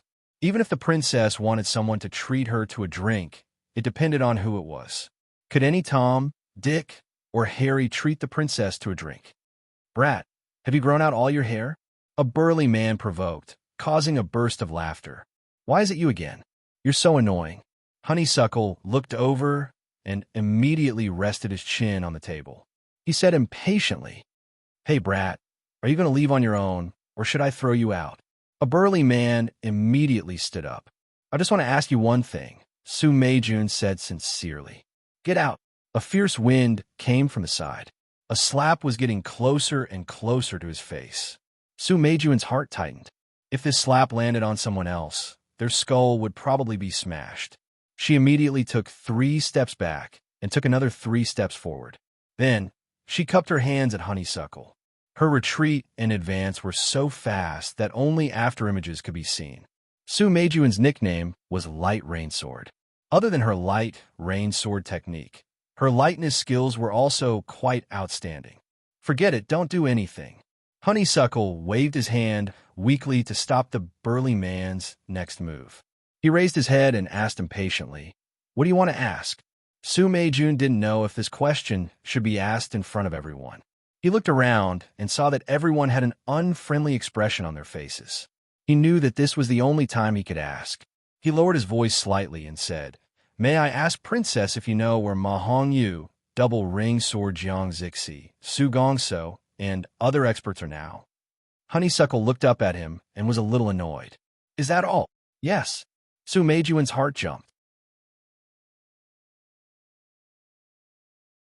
He felt that he was finally getting close to the big secret of the disappearance of so many experts. They went to war. Honeysuckle continued to lie on the table. He puffed up his cheeks and shouted, "Waiter, pour some wine." "War?" Su Meijun was shocked. "War with who?" The next day, when Su Meijun went to the main hall, the waves in his heart still hadn't calmed down. The words that came out of the princess' mouth were simply too shocking. There were foreign tribes in the south of the 60,000 mountains. Those missing experts were fighting with the foreign tribes in the south. This was an answer that Su Meijun could never have imagined before. Even when he was in the main hall, he was still a little distracted. Other than him, everyone else looked serious and didn't dare to look sideways. There was no other way. The pressure from the Cardinal Heaven experts in the main hall was too great. If there was a place with the most experts in the world, everyone thought that there was no other place besides this place. He looked down at the 16 people below. They were the top 16 in this martial arts competition, and each of them was a talented young man. First, there was a round of encouragement followed by a speech. It was mainly about welcoming warriors and people with talent and achievements in certain industries to immigrate to Dayo. There were various immigration incentives. This award ceremony was to be filmed and broadcasted throughout the country to reduce the negative impact that Honeysuckle's kill that great Xiao man had on others. Following, that was the award ceremony. The first place received 100 level 5 crystals, the second and third places received 50 crystals, the fourth to 8th places received 30 crystals, and the 9th to 16th places received 20 crystals. In addition, the martial arts hall was open to everyone.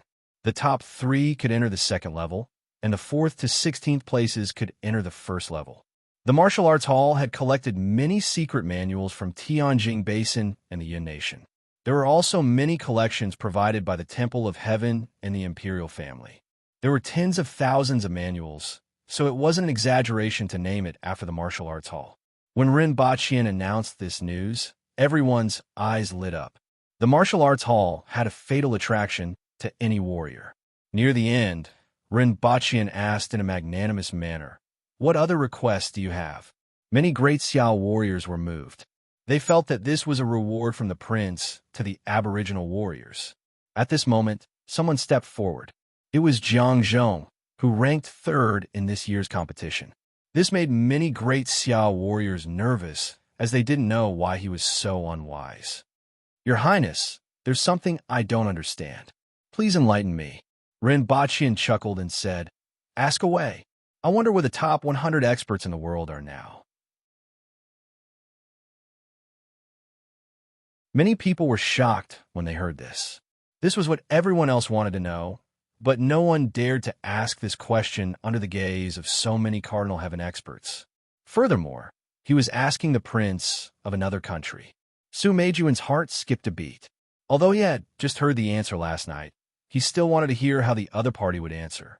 Ren Baqian looked at the crowd meaningfully and said, "This matter isn't really a secret. All the experts are fighting against the foreign races in the south.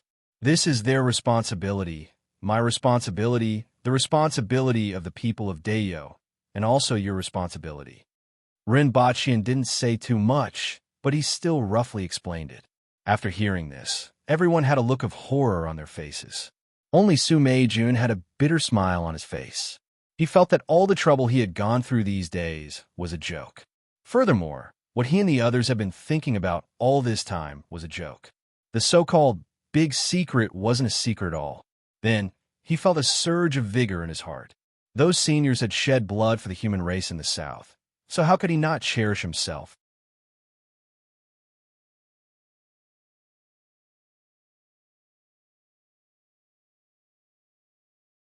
Chapter 1194. Lu Qing looked at the city wall in front of her, her heart filled with an indescribable emotion. This was Stainless City. It had been a year and a half since she arrived at the Greythorn village. She could be considered to have gained a firm foothold, developing quite a few followers of God in the village. The beauty of the Void hometown and the recognition of brothers and sisters of different races filled her followers with a sense of pride. The reason she came to Stainless City this time was to develop a new group of believers. Stainless City was more than 7,000 kilometers away from the two-boundary wall. It was also the city closest to the two-boundary wall, the center of the area of several thousand kilometers where the Stainless Goddess resided. Where are you from? What's your name? The guard at the entrance were two Shi clansmen with long tails. When they saw Lu Qing, their eyes lit up. Their biological instinct to pursue the opposite sex made them very interested in this clansman they had never seen before. I'm from Luoyuan. Lu Qing's face carried a trace of excitement. This was the first time she had seen a clansman from the outside world. What kind of place is Luoyuan? The two guards thought for a long time, but still couldn't imagine that a gray thorn village that they had never placed in their eyes would actually produce a clansman. Where are you going? The two guards motioned for Lu Qing to stand to the side and not block the way into the city. They chatted with her while casually inspecting, berating, or kicking a few low-level clansmen. Lu Qing frowned slightly. We are all the people of the Old Mother. We are all brothers and sisters. This concept had long since been rooted in her heart, but she knew what was more important. From the two guards, she learned about the situation of the Nashi clansmen in Stainless City. There were thousands of Nashi clansmen in the entire city, but there were no other Nashi clansmen within 1,000 kilometers. Stainless City was dominated by the Rolling Wind clan, which was also the race of the Stainless Goddess. This clan had many clansmen, and most of them had the ability to control the wind. The biggest problem was that this clan was very dirty. When the two Nashi guards mentioned their name, their eyes were filled with disgust. Probably because there was always wind flowing around their bodies, it caused a large amount of water to be lost. Thus, this clan liked to wrap themselves in a layer of mud, and they only bathed twice in their lives, once at birth and once at death. One could imagine the smell on their bodies. Why don't you wait for a while? I'll take you to Willow Alley after your shift is over. A guard invited Lu Qing enthusiastically after hearing that she had nowhere else to go. Just like that, Lu Qing settled down in Willow Alley, which was filled with Na clan members. This process was not a smooth one. Lu Qing would occasionally mention the Ajati matriarch and almost got into a conflict with the Snake clan. Fortunately, Ren Baqian had devised a set of sophistry and words. After some time, the people of the Snake clan no longer felt so repulsed by her. As long as I spend some time, I will definitely be able to develop some followers. Lu Qing clenched his fist when no one was around. In addition, she also inquired about the places where the lower races lived in the city. These lower races were the lowest existences in the city, and their lives were very difficult. Therefore, some small favors could make these lower races listen to her seriously. For example, by giving them some daily necessities and a small bag of food, many of the sick and elderly of the lower races who did not have much labor power would listen to her talk about the Ajati matriarch every day. As time passed, there would naturally be people who would agree. As for the money to buy things, she still had a few villages to support her. Although each village was in dire straits, when added together, it was barely enough to support her activities in Stainless City. Lu Qing carefully avoided the Rolling Wind people that she occasionally encountered. It wasn't that she found it dirty, but that the Rolling Wind people had a bad temper. Unknowingly, the ground suddenly began to shake, and the tremors were getting stronger and stronger. What's happening? Lu Qing looked around blankly. There were many people like her. Many people jumped to higher ground in the city and exclaimed in surprise. "What's wrong?" Lu Qing squeezed into the crowd and looked at the man on top of the flagpole. Many people below asked loudly. "A huge beast. It's very big, twice the height of the city wall," the man on top gestured. Soon, some people who were a little further away from the city wall but had a wide field of vision could see that a huge head had appeared on top of the city wall. An earth spirit wearing a simple robe and a crown made of precious stones patted the giant beast's head and made it lower its head. Then, he jumped down from the beast and led some earth spirits into the city through the gate. They went straight to the center of the city. Earth Spirit Clan, Su, request to see the Heavenly Lord. Do you think the Heavenly Lord is someone you can see whenever you want? Come with me. The High Priest wants to see you. Not long after, Imperial Prince Su saw the so-called High Priest in a stone hall with a few holes at the top that allowed sunlight to pass through. He was tightly wrapped in cloth from head to toe, only revealing his eyes and mouth. There were also gray water droplets dripping from the cloth. Original Earth Spirit Clan, what do you want to do? When the High Priest spoke, Imperial Prince Su could even hear the howling of the wind. Violent winds swept through the stone hall. "A branch of my Earth Spirit Clan has been exterminated." Su was ordered by the Black Sky God to come and kill the enemy. Imperial Prince Su said loudly, "According to the Black Sky God's guidance, the enemy is in this direction. High Priest of the Rolling Wind Clan, please tell me."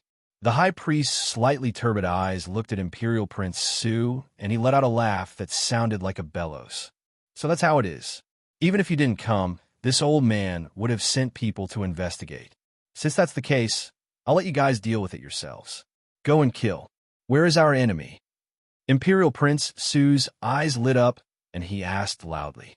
More than a year ago, the road mark left by the Black Sky God had lost its guidance. He had been searching in the original direction, going to many cities and places before finally arriving here. This was also the largest city in the north. There used to be a branch of the Earth Spirit Clan guarding the Black Stone Wall in the north. They were the abandoned clan that stayed here after the war to guard the other side of the wall. After a few thousand years, the abandoned clan has returned. Your clansmen must have been killed by them. Go and take revenge. Go and kill. Go and destroy those abandoned clans. Abandoned clans? The branch that used to be called the human race? That's them. Now, they have declined to the point where they can no longer pose a threat. However, according to the agreement from back then, if this abandoned clan appears again, they must be completely annihilated.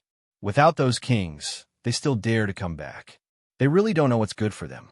Let them experience the anger of the Earth Spirit Clan. The High Priest laughed.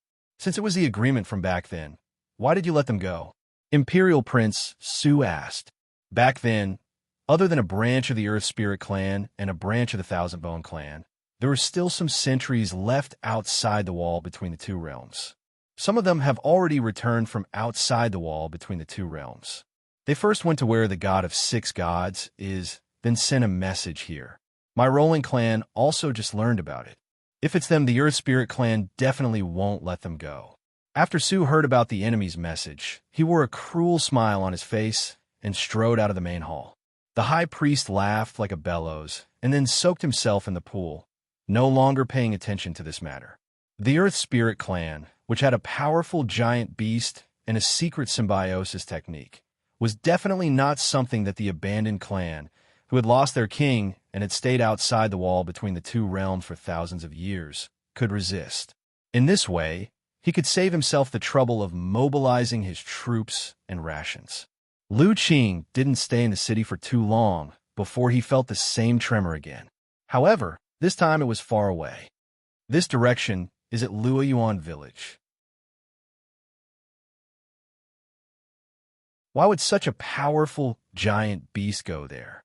But the High Priest said that if there's an abnormal situation, I have to report it to him. Lu Qing thought for a moment, then returned to his room. He moved a piece of soil at the foot of his bed and took out a palm-sized metal cylinder. He first took out 3 antennas, then pressed a few buttons. Primary Priest Lu Qing? What's the matter? A woman's voice came from the other side. Lu Qing remembered that it was the officiant beside the high priest. Today, some Earth Spirit clan members and very large giant beasts left Stainless City and headed north. The high priest said that if there's such a situation, I have to report it to him. After she finished speaking, she felt as if time had stopped for a moment. She couldn't even hear the other side's breathing. Then a slightly different voice came. You've worked hard. Do you know how many Earth Spirits there are? What kind of giant beasts? How many and which route they took? I don't know. I'll go ask around. Someone should have seen them at the city gate. The route they took was in the direction of Luoyuan village. Then, Lu Qing was a little worried. Will the gray thorns in the village be all right? They'll be fine. After saying this, the officiant encouraged him again and hurriedly turned off the radio. First set a small target, for example, 1 second. Remember, bookseller's residence.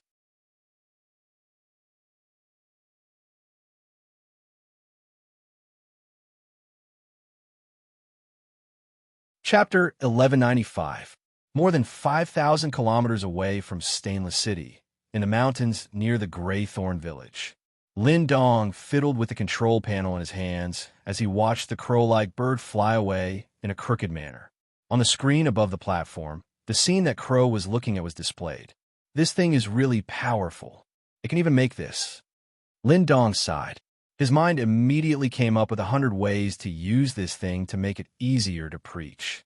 As the leader of the Heavenly Orthodox sect, Lin Dong was very dedicated. Just like how a forensic doctor would always think about where to dissect a person. Doctors would always think about what was wrong with a person. But he heard that Prince Run was preparing something better, specially designed for preaching. He did not know what it was. Are they coming for us? Su Jiaojia was worried, but she showed it on her face. After staying here for more than a year, she knew how powerful the foreign races were. She was no longer as optimistic as before. A smile appeared on Lin Dong's face. So what if I am? So what if we are not? We will have to fight this battle sooner or later. Even if we die here, we will just return to the Void hometown early. Leader, we believe in the Heavenly Lord. Su Jiaojia cautiously reminded. Leader, you are too immersed in your role. The Ajati Matriarch and the Heavenly Lord are just different names. Lin Dong said nonchalantly. His eyes were fixed on the light screen, which displayed the mountain range and land below. In a flash, he flew past it.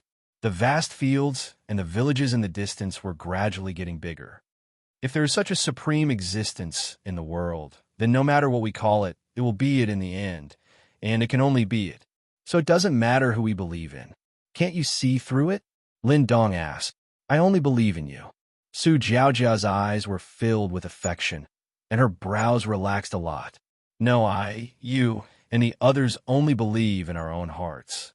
Each of us believes in what we want to believe. The only difference is how to package this heart. Some people package it as the Heavenly Lord because they believe in the Heavenly Lord. Some people package it as the Ajati Matriarch because they believe in the Ajati Matriarch. The me in your heart, is it really me? Lin Dong's radiance made Su Jiaojia almost unable to look at him. More than that, he doubted his own intelligence. He couldn't understand it at all. Lin Dong did not explain and carefully looked at the scene on the screen. At the end of his vision, there was a team heading in their direction. Only 30 kilometers. This is the limit. Lin Dong softly sighed. Now, he could only wait. First, he calculated the approximate distance and the time of the other party's arrival before controlling the crow to fly back. In the evening, Lin Dong once again commanded the crow to fly out. Wow, so much better. Even though she already knew, Su Jiaojiao's beautiful face still changed when she saw the huge army with her own eyes. Even Lin Dong furrowed his brows. The enemies were not overwhelming, but there were still about 30,000 of them. Most importantly, there were also an equal number of ferocious beasts. There were tigers, leopards, lions, wolves, and even more creatures that he had never seen before. All of them were huge enough to be used as mounts, and they also had powerful combat abilities. There were hundreds of flying beasts flying in the sky, and all of them were riding on earth spirits. In particular, 5 of the giant beasts had wide heads, bloody mouths, long necks, long forelimbs, and motley hind limbs. They were at least 100 meters tall and looked like moving mountains when they walked. Lin Dong heaved a sigh of relief after a long time. He controlled the crow to fly close to the ground so that it would not be eaten by the flying beasts in the sky. A campsite had already been set up at the border between the two worlds. The supplies from Dayo had been continuously transported here, so there was no need for the Empress and the rest to worry about logistics. There were nearly 1,000 people in the campsite. Among them, more than 100 were experts, and the rest were in charge of transportation and other logistics. The Empress sat in a stone house. It wasn't considered exquisite, but it was much better than in the cave. Your Majesty, something has happened. A lady walked in quickly with a pale face. The Empress glanced at her and didn't know what kind of news made her behave like this. However, there was another thought in her mind. Hong Xian's strength is sufficient, but she lacks experience on the battlefield. If she fights with the foreign races in this state, I'm afraid she won't survive. Tell me, what's the matter? News. Chief Lin sent news that the Earth Spirit Army is attacking. Hong Xian's forehead was dripping with sweat. No matter how ignorant she had heard about the strength of the foreign races from other people. Previously, they had surrounded the foreign races and bullied the weak. More than 100 Spirit Wheel or Cardinal Heaven experts besieged a few foreign experts and many ordinary foreign races. Even so, there were often casualties. Now that they heard that the foreign races were attacking, they immediately panicked. The Empress didn't say a word. She poured herself a cup of wine, drank it, and asked, "Where are they? How many people? How strong are they?" Near the village of the Gray Thorn race to the north, there are 30,000 Earth Wheel experts and 30,000 ferocious beasts of varying strength. It is estimated that they will arrive in 10 days at most. If they speed up, I'm afraid that the vanguard will arrive in 5 days. 5 of the beasts are at least advanced longevity heaven experts, and the rest are unknown. Hong Xian quickly poured out the news from Lin Dong. 60,000 enemies. The Empress muttered to herself for a while. The Earth Spirit's identity reminded her of the mark on her arm. She instructed, "Get Xian Chou, Zhu Pu Hua, Li Fu, Ma Hongyu, Jiang Zixi, Su Gongso, and the others to discuss this matter." After a while, everyone arrived. "Take a seat." The Empress waited for everyone to sit down before she said, "Lin Dong, Sect Leader Lin has sent a message. About 30,000 people from the Earth Spirit Tribe and 30,000 ferocious beasts have appeared in the vicinity of the Gray Thorn Tribe's village. Everyone is familiar with that place. A little further north is the land of fire poison." As soon as the Empress finished speaking, everyone's expression changed. Some even stood up and subconsciously looked toward the south. Hee, who cares how many people there are? Let's F***CK them up. Xian Cho grinned with a sinister look on his face. Zhu Pu Hua revealed her white teeth. Her whole body was surging with fighting spirit and a bloodthirsty aura. On the other hand, many great Xia experts frowned and pondered. Although there will be a battle sooner or later, they came faster than expected. Li Fu frowned. "We still need time," Jiang Zixi said. However, no one knew how much time it would take. After all, they were too few in number. "That's right, we need time," the Empress agreed. Not only did they need time, but Rinpochian also needed time. Each of these people was a precious seed that couldn't be wasted here. Your mission is to improve your strength and grow to the point where you can play a role in a top-notch battle. Don't die at the wall of two worlds before you grow up.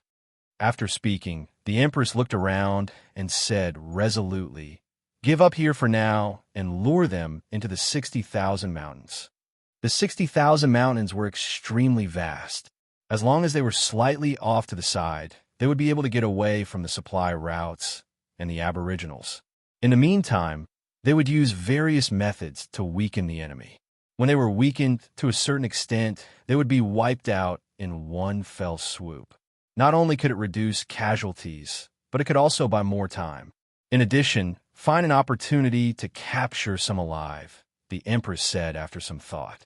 Rinpoche hadn't left any alive before, but he was very interested in the method of sharing life with the Earth Spirit.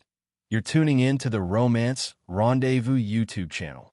We're so grateful for your support, and don't forget to subscribe to join us on this incredible journey through captivating stories.